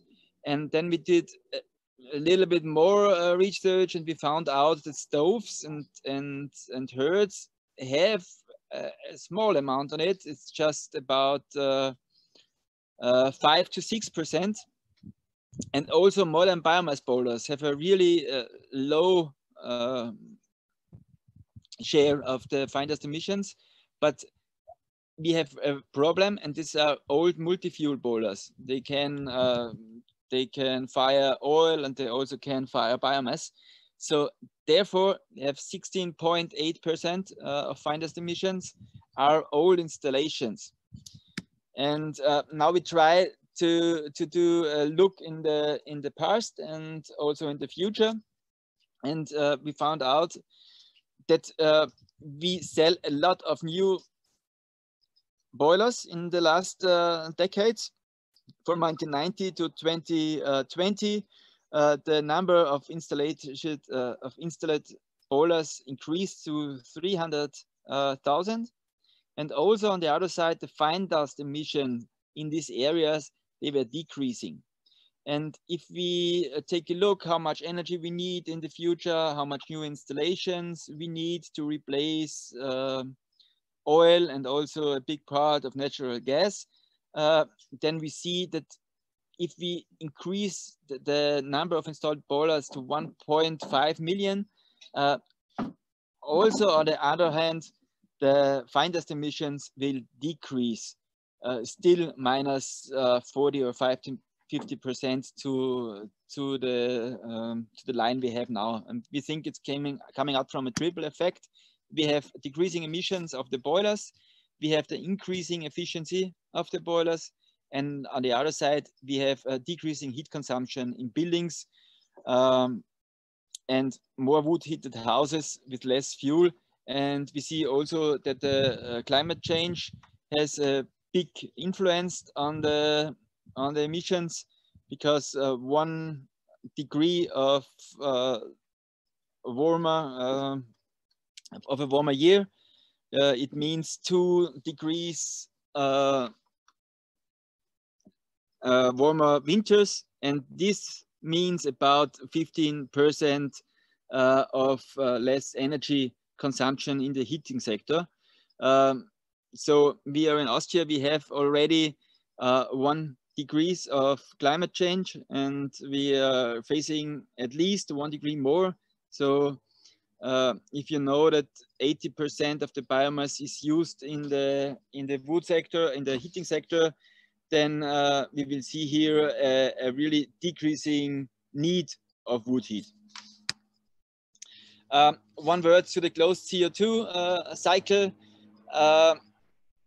We are convinced that the cycle is closed, and I think this is a really sure, and this is our big benefit against the fossil fuels. But on the other side, it's really important to have a look on the growing stocks in the forests, and we see that the growing stocks in the forests are increasing also on national level and also on European level. And we see since the 1990s a constant growing stock in the worldwide forests. But all the presentations I did before about potentials are based on the assumption that this increase will still going on, so that we will not use more biomass at all as is regrown in the forests. But we think due to the climate change, this situation will change in the next 10 to 30 years, because the climate change puts so much pressure on the forests that we will not see this increasing of the carbon stocks, or even we will see a decreasing of the carbon stocks. And this means a lot of material for some years. And we think it fits good together for the needs we have now. This means we should use this material to put out the fossil fuels. And if we do not do this, we have the fossil fuels in the air, and we have these emissions out of these falling stocks in the air. This is the gross final energy consumption of bioenergy in different market segments. You see, we are in the residential sector, we are in the industry sector, we are in the derived heat sector, we are in the CHP sector, we have biodiesel, we have biogas and bioethanol, and also power-only installations. So this means we have for all different markets, we have solutions in the bioenergy business. And we think that we have new markets. We have second generation biofuels for agriculture, for aeronautic, for example. We have green gas for the industry. We can make peak load and mobility just to make a decarbonization of the gas grid. And also, I think this is a topic that will come up in the next 15 to 20 years, is hydrogen from biomass. This could also be a chance for the next years. Just to put the figures together, we think oil, coal, and gas are damaging our forests. Bioenergy and biomass is the most important renewable energy source. And it's also essential for our forests to save it, to have the energy transitions. We can hold with the bioenergy our industries, and together with them to do good things for the climate. We promote a wood kick concept. This means we should use the lot of material which is coming out now during due to the climate change to kick out the fossil fuels from the market, and rotten forests and fossils in the atmosphere is not the way we want to go in the next years. And we want to really point it out that we will have no zero tolerance to carbon debt debate, to a cascadic use debate, a competition debate like the NGOs do. We think this is really a high risk strategy. And at the end of the day, this is only promoting the fossil fuels and the fossil fuel industry. And we are convinced that the agricultural sector should be the leader in banning fossil fuels, starting our forests, machineries, facilities, and buildings. So thank you for your attention, and I hope I'm not too long.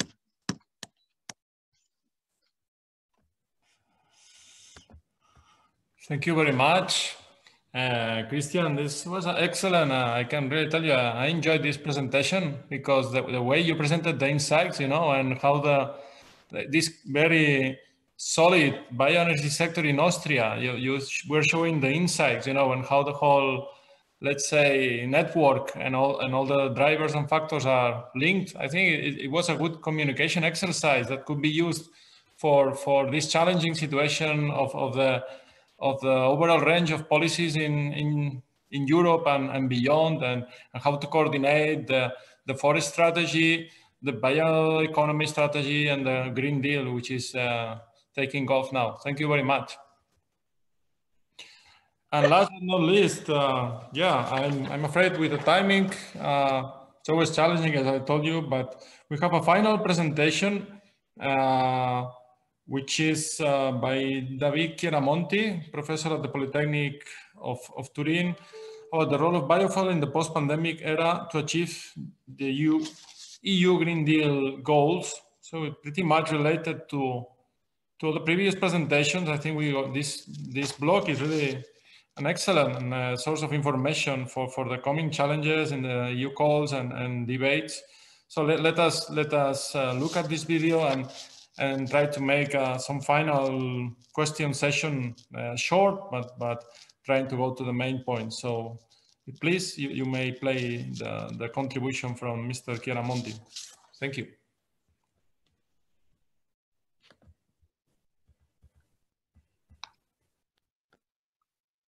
Good morning, ladies and gentlemen.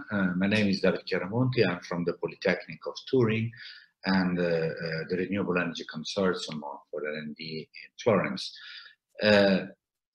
Thanks for the invitation to provide this lecture.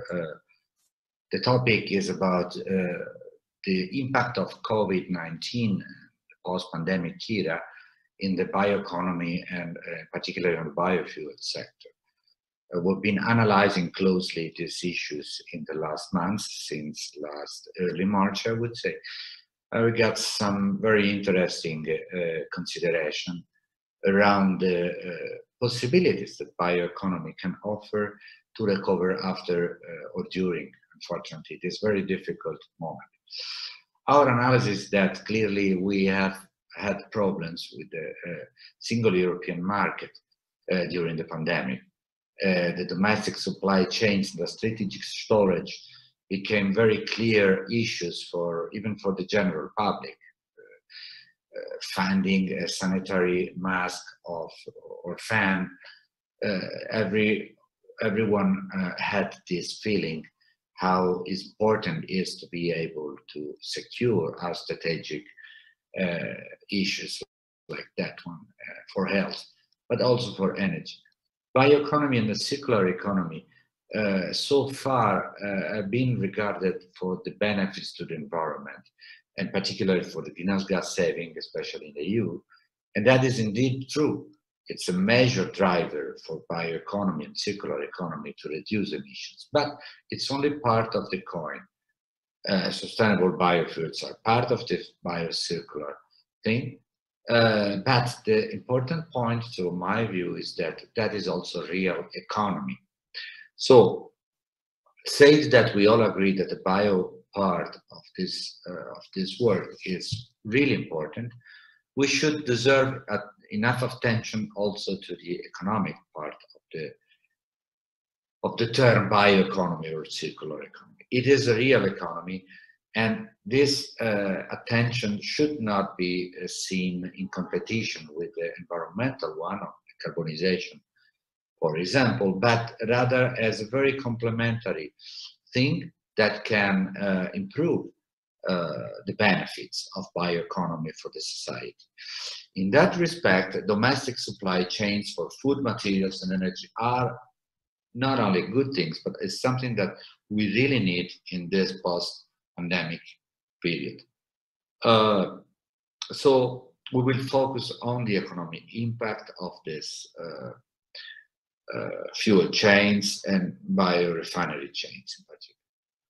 Our first work dates back, it's quite recent, published this summer, but started in March. The questions we were addressing, which impact of COVID on energy, and particular on fuels and sustainable fuels, and which role for renewable and recycled carbon fuels in this environment. Well, first of all, we have to step back a bit and understand the energy and investment dynamics and be real. Actually, during the last 4 years, the energy demand grew a lot more than in the previous 4 years. And 2018, however, we have seen only a third of the $1,800 billion invested going on low carbon solutions. The G20 countries that announced $7.4 trillion to recover the economy, well, actually some 4% green only is forecast for that. So some investments reducing greenhouse gas. I mean, in the meantime, oil and electricity collapsed almost $1,000 billion less in 2020 than 2019. Electricity was below $180 billion, so very big impact. So we come to investments. Investment also declined because of lower profits, cash flows, higher debts, reduced demands. In a hydrocarbon, reduction was some 30% less, in renewables less, some 10% less. In infrastructures also, we've seen some 8% reduction. But if you compare this with the expected investments for achieving the energy climate goal and transitions, then this reduction becomes even more significant. So under investing in this sector can generate production demand imbalances. Reduced investments now would generate some 9 million barrels per day reduced production in 2025. Moreover, another effect that should be carefully considered is the rebound effect. What happens when the pandemic, as we all hope, will be over? What will happen to, for example, shared transportations versus personal transportations like cars or so. Biofuel production is expected to fall by 13% in 2020 due to the lower demand 2021 back to the same level as 2019. So the scenario of investments in the energy sector is not as favorable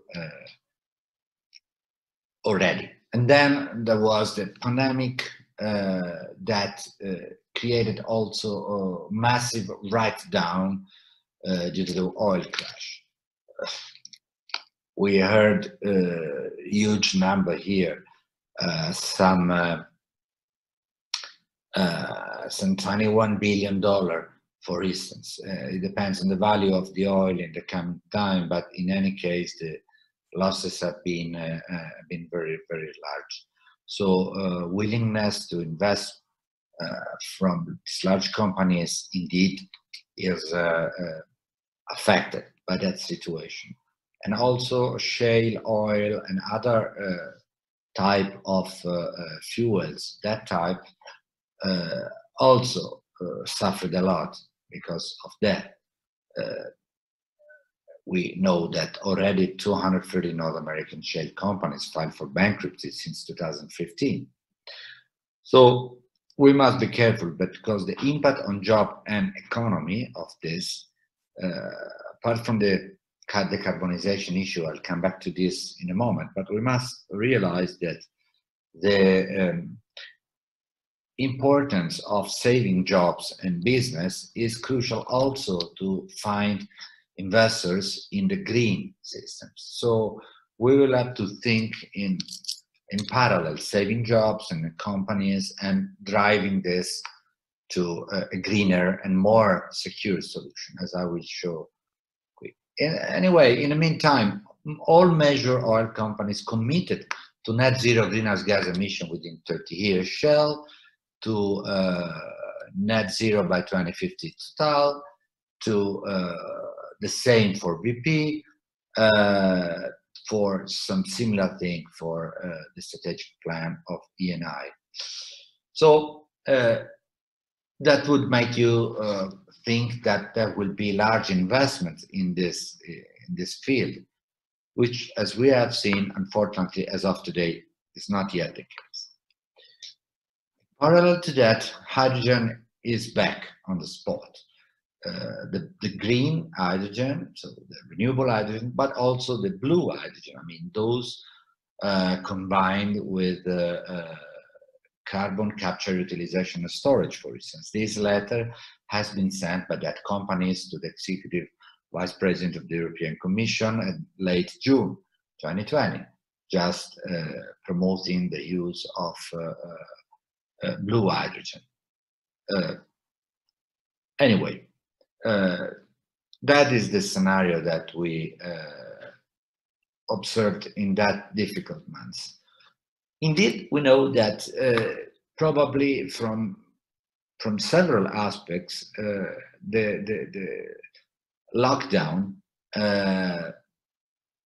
was not really lasting enough. Of course, we're all glad that lockdown is not necessary indeed. But if we look from the climate perspective, well, there was almost no impact of 2 or 3 months of full lockdown globally. While we can see picture on the left, a clear impact on pollutants, local pollutants. When you look at greenhouse gas, then I mean we would have needed some 12 months to get an impact for that. We were talking about strategic storage or the energy dependence and the role of this in our perception also. Well, especially in transport, but not only, Europe is largely dependent by import. In oil, we're up to almost 90%, and then go down to natural gas, to other oil products. But indeed, the dependence level is very large, and overall in Europe, considering all the energy products, we are close to 60%. So the role of strategic storage in domestic production is also an issue of security, which probably now is perceived better than before COVID. And in fact, some top economists, I report here Nobel Prize Joseph Stiglitz, that says that countries need to move to more conservative or less vulnerable solutions, leading to shorter supply chains and greater emphasis of self-sufficiency in food and energy. And that is exactly our point. Going more in details to forest and agriculture, this is the Clean Planet for All document, communication from the European Commission. We see that the role of agriculture through also the LULUCF measure, and carbon removal technology will become very, very important as we approach to 2050. So we have to think that agroforestry, agriculture and forestry can really play a significant role. I will talk a bit about biochar and related technologies and value chain, which is my main field of work together with fuels. I guess you're familiar with biochar, which is the carbonized product of lignocellulosic biomass. It improves soil chemical properties, soil physical properties, and also biological properties. The nice thing is that it is also a very cost competitive solution to sequester permanently, or let's say for a very long time, carbon from the atmosphere. On the other hand, we have many documents stating that we have to take action on soil. The European Court of Auditor remarked that the European policy requires a strong action against desertification. The European Environment Agency, based on JRC data, is forecasting dramatic yield reduction in corn and wheat by 2050, and the European Commission has a specific mission on soil, as well as it is included the soil and the carbon in the soil in measure directive recently released, like the Renewable Energy Directive, and also in the EU Green Deal that I'm sure we all know. Actually, before that, the issue of biochar and carbon in the soil was very well addressed by the International Panel on Climate Change, assessing clearly that the biochar is a very cost-effective solution to sequester and remove carbon, to go for carbon negative. And in 2019, it also provided an accounting method for biochar in carbon stock in mineral soil. So we have the framework to consider, thanks to IPCC refinement of the 2016 IPCC guidelines, we can include this in national greenhouse gas inventories. The potential is huge. This recent paper by Bossio and other colleagues published on Nature Sustainability clearly show that we have a huge potential just after reforestation and avoid forest conversion. We have biochar, and we have more than 1 billion CO2 removal potential per year. So it's really very huge. But the nice thing is that at the same time,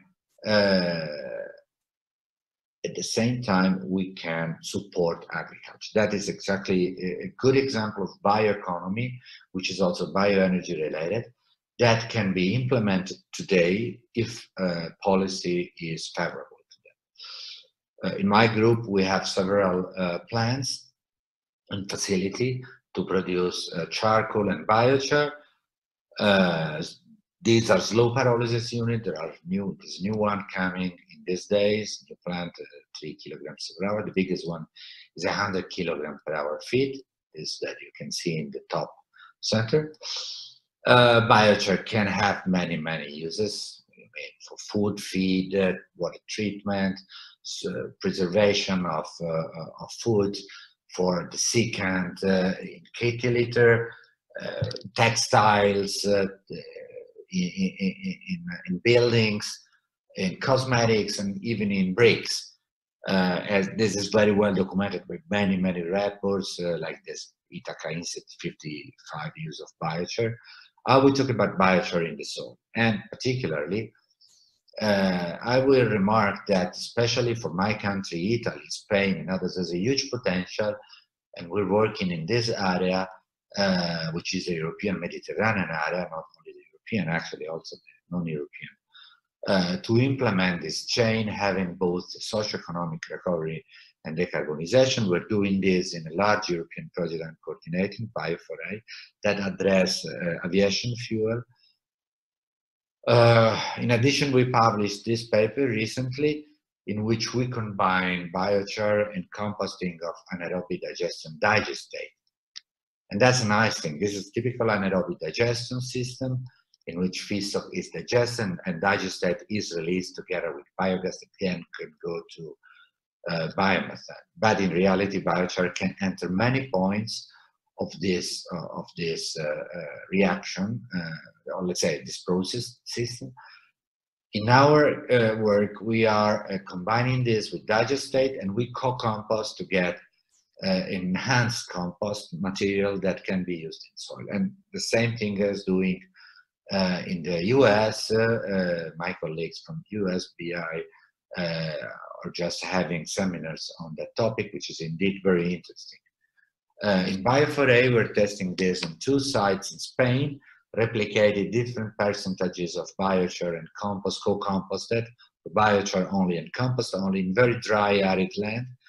In a couple of sites, this is one of the 2, Ciudad Real, and you see that even visually, the impact of soil reconstitution with biochar and compost is very strong, and the crop greatly benefit. I mean, I do not share the latest results yet, but I can tell you that the land remains reasonably productive, while it is not productive at all in normal conditions, and we are doing this without adding fertilization, for example.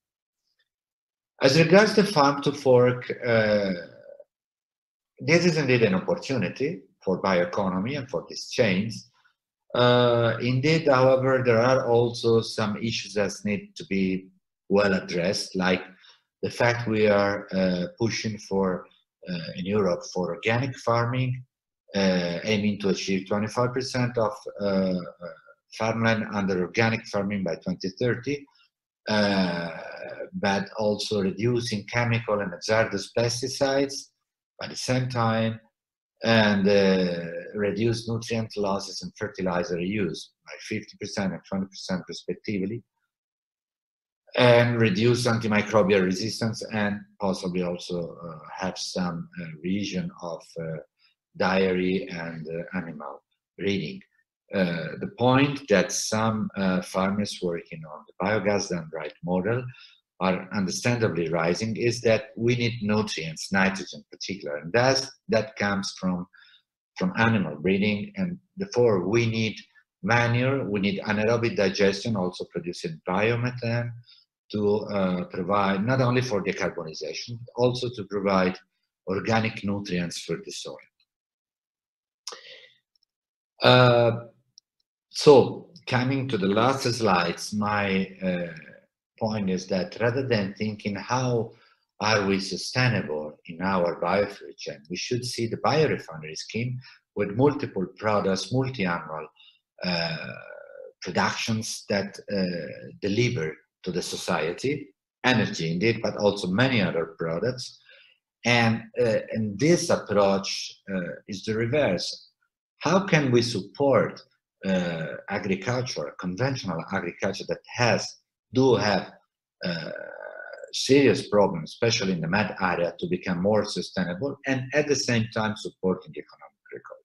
So we have to shift from linear to circular, from energy-driven to sustainable agriculture thinking. And we know that in that case, well-designed value chains post-COVID can support the recovery, and at the same time bring carbon back to the soil.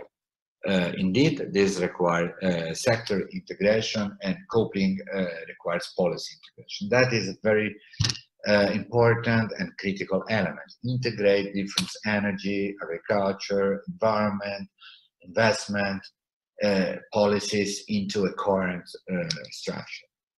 This we are also addressing with some other articles. These are published in Biomass and Bioenergy and Applied Energy with my colleagues from XRG and from Imperial College. But there's a lot to do on that, especially because this of policy integration is actually a complex matter, a particularly complex matter under the political point of view, because of the complexity of different interests and the combination of different priorities into a current structure. On the other hand, I have to say that all these policies already incorporates these concepts. So harmonization is not an impossible game. So we have, to my view, to work hard to bring to the policymaker attention the need to act in a coordinated manner. And I'm pretty positive that we see signal in this direction already in the existing policies. Concluding, based on COVID-19 first analysis of impacts, we should act at two different timescales: a short, medium-term action that is absolutely needed because the collapse of demand and the economic shock have been very tough and very hard. We have to save jobs and business, also indirect business. I mean, many companies are working because there's a demand from the conventional oil and energy sector, and it's not a short-term issue to convert this company to a different business. We have to work in that direction, but we must preserve this company and drive the transformation. And that is the second part that must start immediately. So these two are not in sequence; they should run in parallel. Save the economic system now, and at the same time increase the ambition and promote higher amount of domestically produced renewable and low carbon fuels, and more in generally bioeconomy scheme. I have taken the example of biochar, which also produce high temperature energy for many uses, from power to heat to biological processes. These things must be integrated, possibly at farm or community scale level, and provides green domestic supply.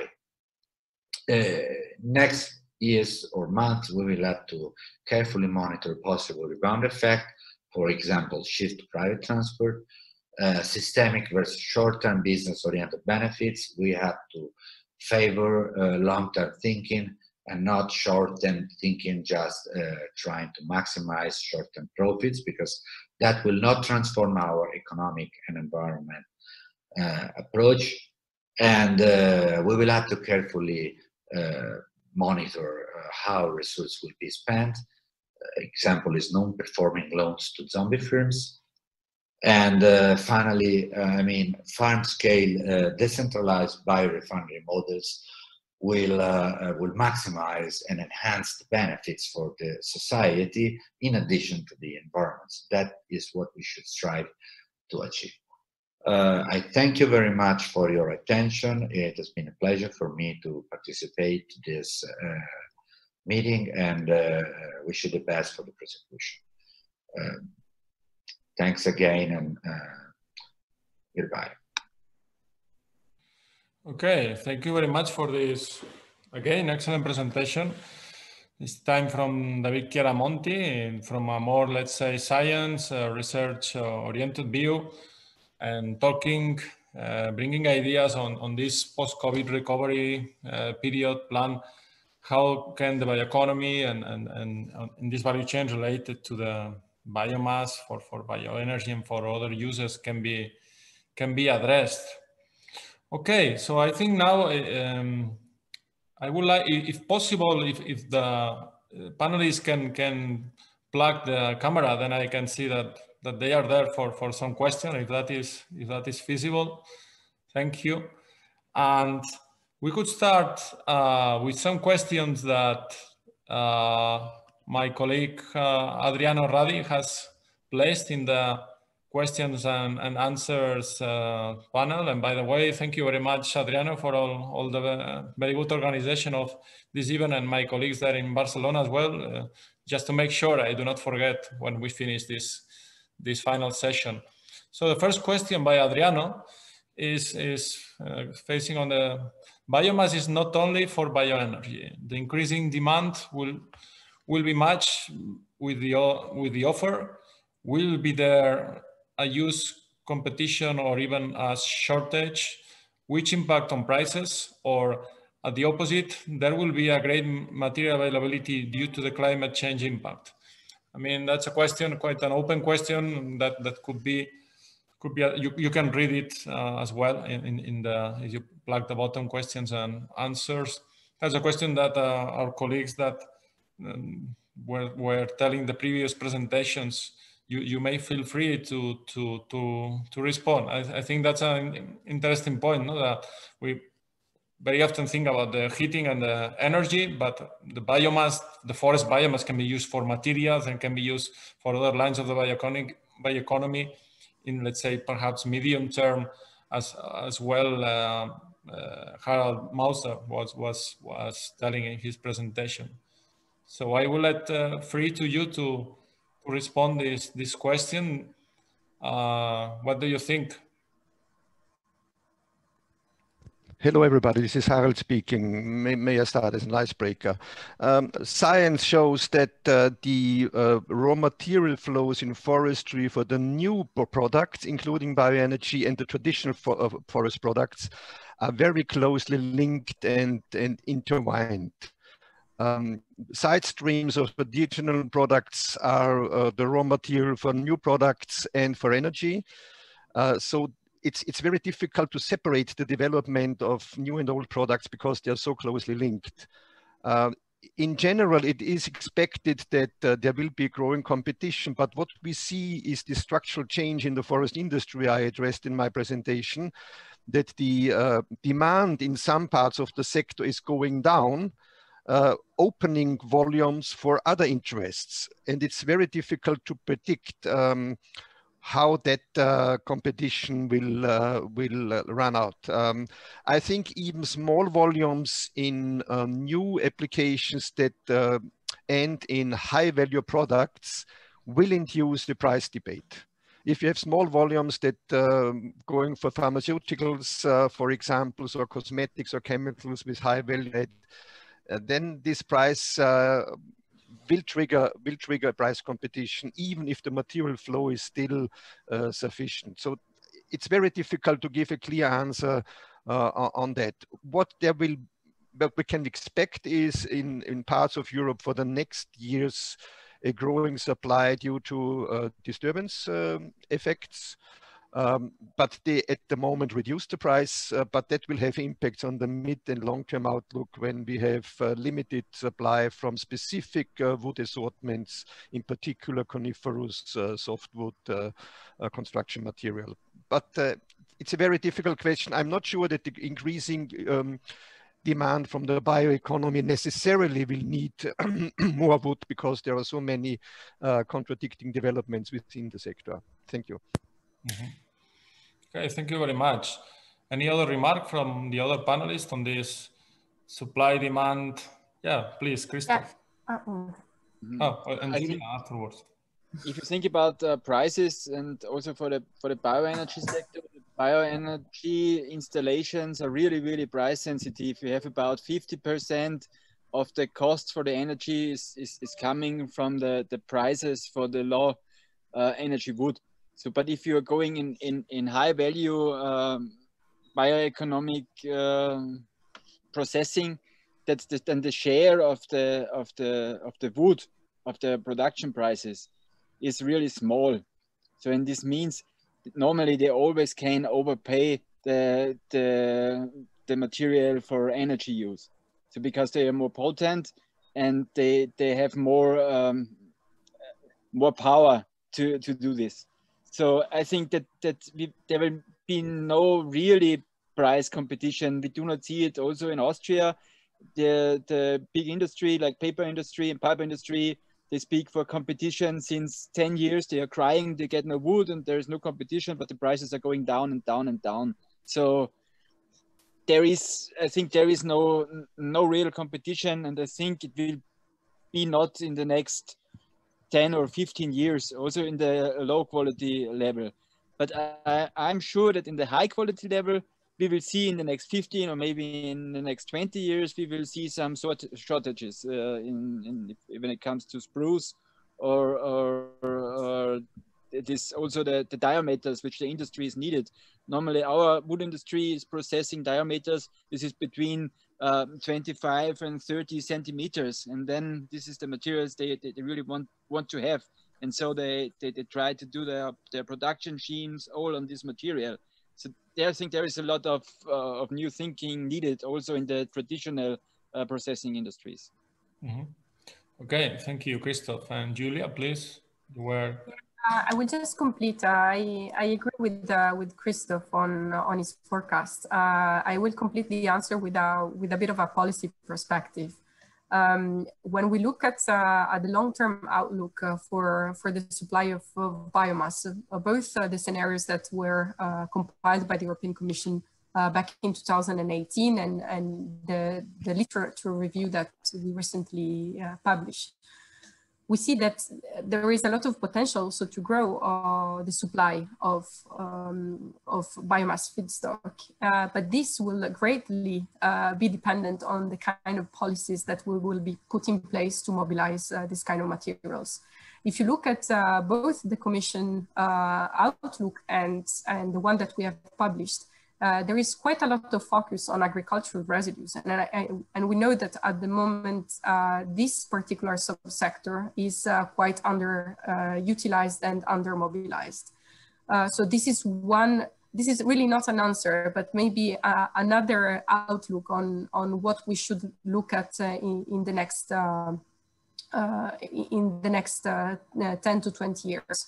In general, mobilization and policies will be really key to see what are the quantities and where also this will be utilized. Okay, thank you very much. Next, I would like to bring also on the floor this challenge that we have seen in several of the presentations. How can we work in an efficient way to promote policy coordination? I mean, we know that different sectors and different even sections in Europe and in the States and in the regions, quite often they work in parallel, no? And how can we work in such that aim of that, for example, as was mentioned as well, that Green Deal, which is a big promising project, will include this multiple use forestry. I mean, biodiversity and carbon sequestration are main components, but as well, we need the other goods and services to be considered there to find this balance between natural capital conservation, but the management of the territory and the carbon sequestration socioeconomic as well, no? So do you believe that the coming forest strategy, and for example, Harald and you, Julia, that Alice and Alicia, that know how things are evolving in Brussels, do you believe that the coming forest strategy could help on that? I mean, we know that the biodiversity strategy has been already written. Could we find this type of multilateral balance through the forest strategy, or do you see some other path for achieving that? Thank you. I try to start. I'm not that optimistic. The forest strategy, yes, of course, there will be discussions about multifunctionality of forestry that will may be written on paper, but if you look at all the other policies put in place in parallel to the forest strategy, they have a different focus and priorities. I think it would be needed for the forest-based sector in general and for the bioenergy to find strategic alliances with other sectors that are more influential at the policy level, to advocate for the multifunctional and material use of forest resources and not only the carbon storage and the biodiversity. So strategic alliances with the construction, chemicals, textiles industry would help to promote that aspect against the very strong focus and position that the environmental side at the moment has in the forest discussion, not only when it comes to the forest strategy. And the second recommendation would be, we have seen today in the first session, but also by Christoph's presentation, that a very good regional example showing that there is not a competition between different forest uses if you do it in the right way. In a climate smart, biodiversity smart forestry that cares for employment and economic issues in the regions, not only in the rural regions. So bringing these concrete examples with hard facts and figures to this policy discussion at EU level, that would help very much. Because at the moment, I have the impression that the discussion in the Brussels bubble is very much distracted or quite different from that what we experience and can demonstrate in the regions. And I think in your project you have collected very good examples and clearly prove that there is not necessarily a competition between environmental and climate related goals and other related goals. So that that would be the twofold strategy: find a new strategic alliance and bring up the regional examples with a very strong voice. Okay, so that needs taking, let's say, the different sides of the bioeconomy into account, not only the biomass or bioenergy, but bioconstruction and perhaps other uses of materials, and go together to find this. Very interesting. Any other remark from any of you on this? Yeah, so maybe if I could take the floor. Oh, you want to go, Julia? Go first. No, go first, Alicia. I will take this. So from my perspective, the problem is somewhere else. I think when I look at the European landscape, and I'm talking beyond the European Union, I think the question is more political, because I think we can discuss what needs to be done. We know because we studied the topic, but I think after all, it is a decision of the policymakers and, you know, member states, and both member states, for instance, in the context of the European Union, but also in the United Nations. You know, if you have European forest strategy, but there are some countries who are strongly opposing it, and these are the countries in which forest sector is a strong sector. You know, it will be, the forest strategy will be, after all, the compromise of what will be included in this strategy will be the compromise of what member states want to be included. And if the political decision is that some of the strategic things that we consider would it would be important, or it makes sense to coordinate, but there is no political decision about this, then it will be just, again, a discussion among experts.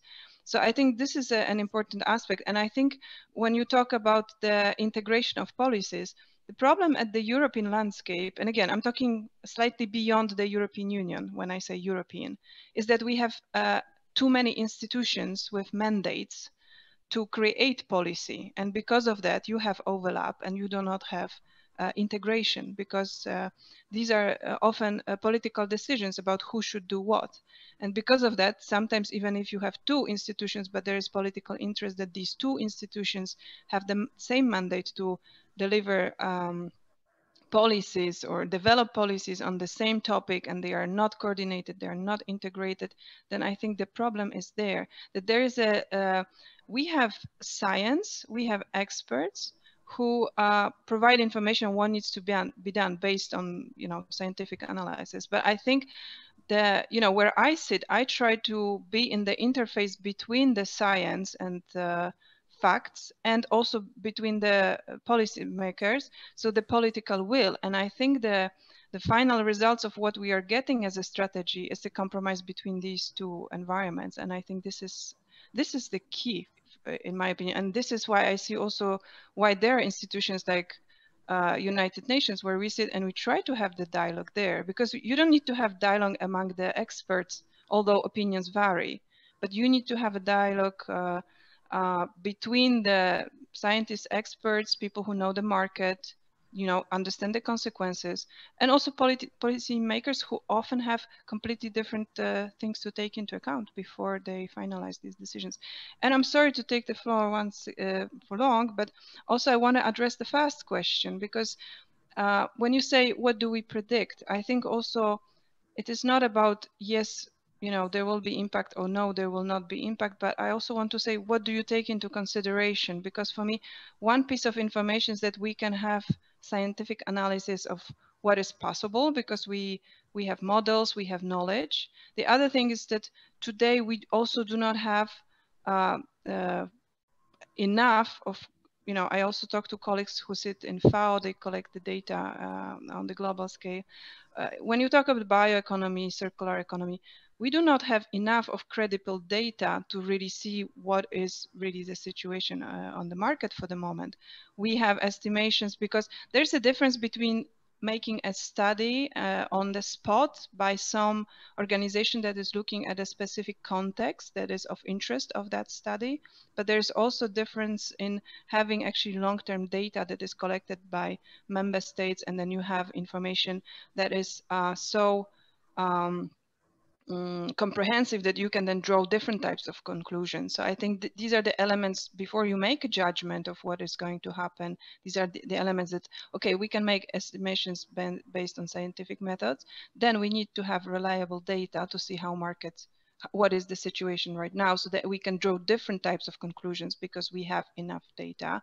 And third is also, you can have policies, but what is really important is that market also behaves in the natural way, in the sense that most of the potential, I believe, of the use of the biomass, if it is economically viable, we are already using it. And I think policies can enhance that, but I think also I see the limitation of that, you know, because if you also think about using different products, bioproducts, you also have to, there's a period of transition of changing the consumer behaviors.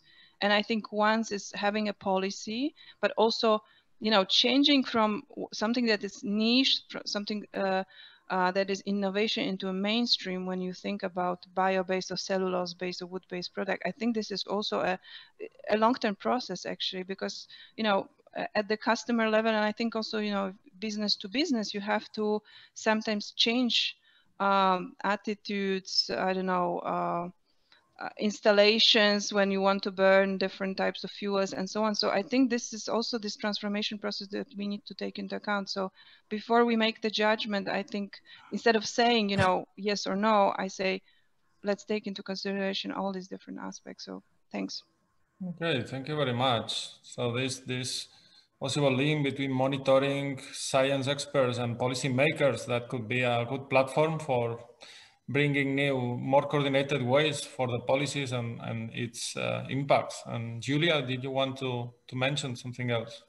Yeah, just regarding quickly about the forest strategy, we also have high hopes that the multifunctionality of the forest is taking into account, and all the different services are given the right weight when it will be written. It is true that after seeing the publication of today, I'm basing myself on the leakage, but I couldn't resist, and I read it through a bit today. One would have the impression that forest is treated a bit as the sink to absorb the emissions that are not properly addressed in the next 10 years. So I think that it will be a very hard work also on the side of the stakeholders that are representing the different sectors to put forward the various demands, and also possibly educate and explain how our sector work, how can synergy be put forward and improved. So. Mm-hmm. Yes, there is a big challenge there to place. I mean, most of the things are well defined, but one gets sometimes the idea that one part of the story is missed, is not there, no? So we should find a way that those in the forest sector, in forest science and this multiple management approach, sustainable approach of forest and landscapes and natural capital, to bring that into on the main table, so that we balance the policies and the ways to address those. Okay, any other remark from you, or shall we proceed for closing this very interesting seminar? It is already quite late, but at least to me, it was worth the time invested. And thank you very much for your excellent presentation. Really, usually I'm not a person that tells that more times than one. And really, I enjoyed the presentations and from different points of view, and they will be a good background for working on these topics we were now concluding. Thanks. Okay, so thank you very much. Thanking all the guys there in Barcelona for the technical arrangements and the good organization from my side. Unless you want to bring something else, I would be closing now. So I see no more comment. So thank you very much, and talk to you soon. And I hope you will also enjoy the coming sessions tomorrow. Another colleague from the university, José Antonio Bonet, will be chairing then.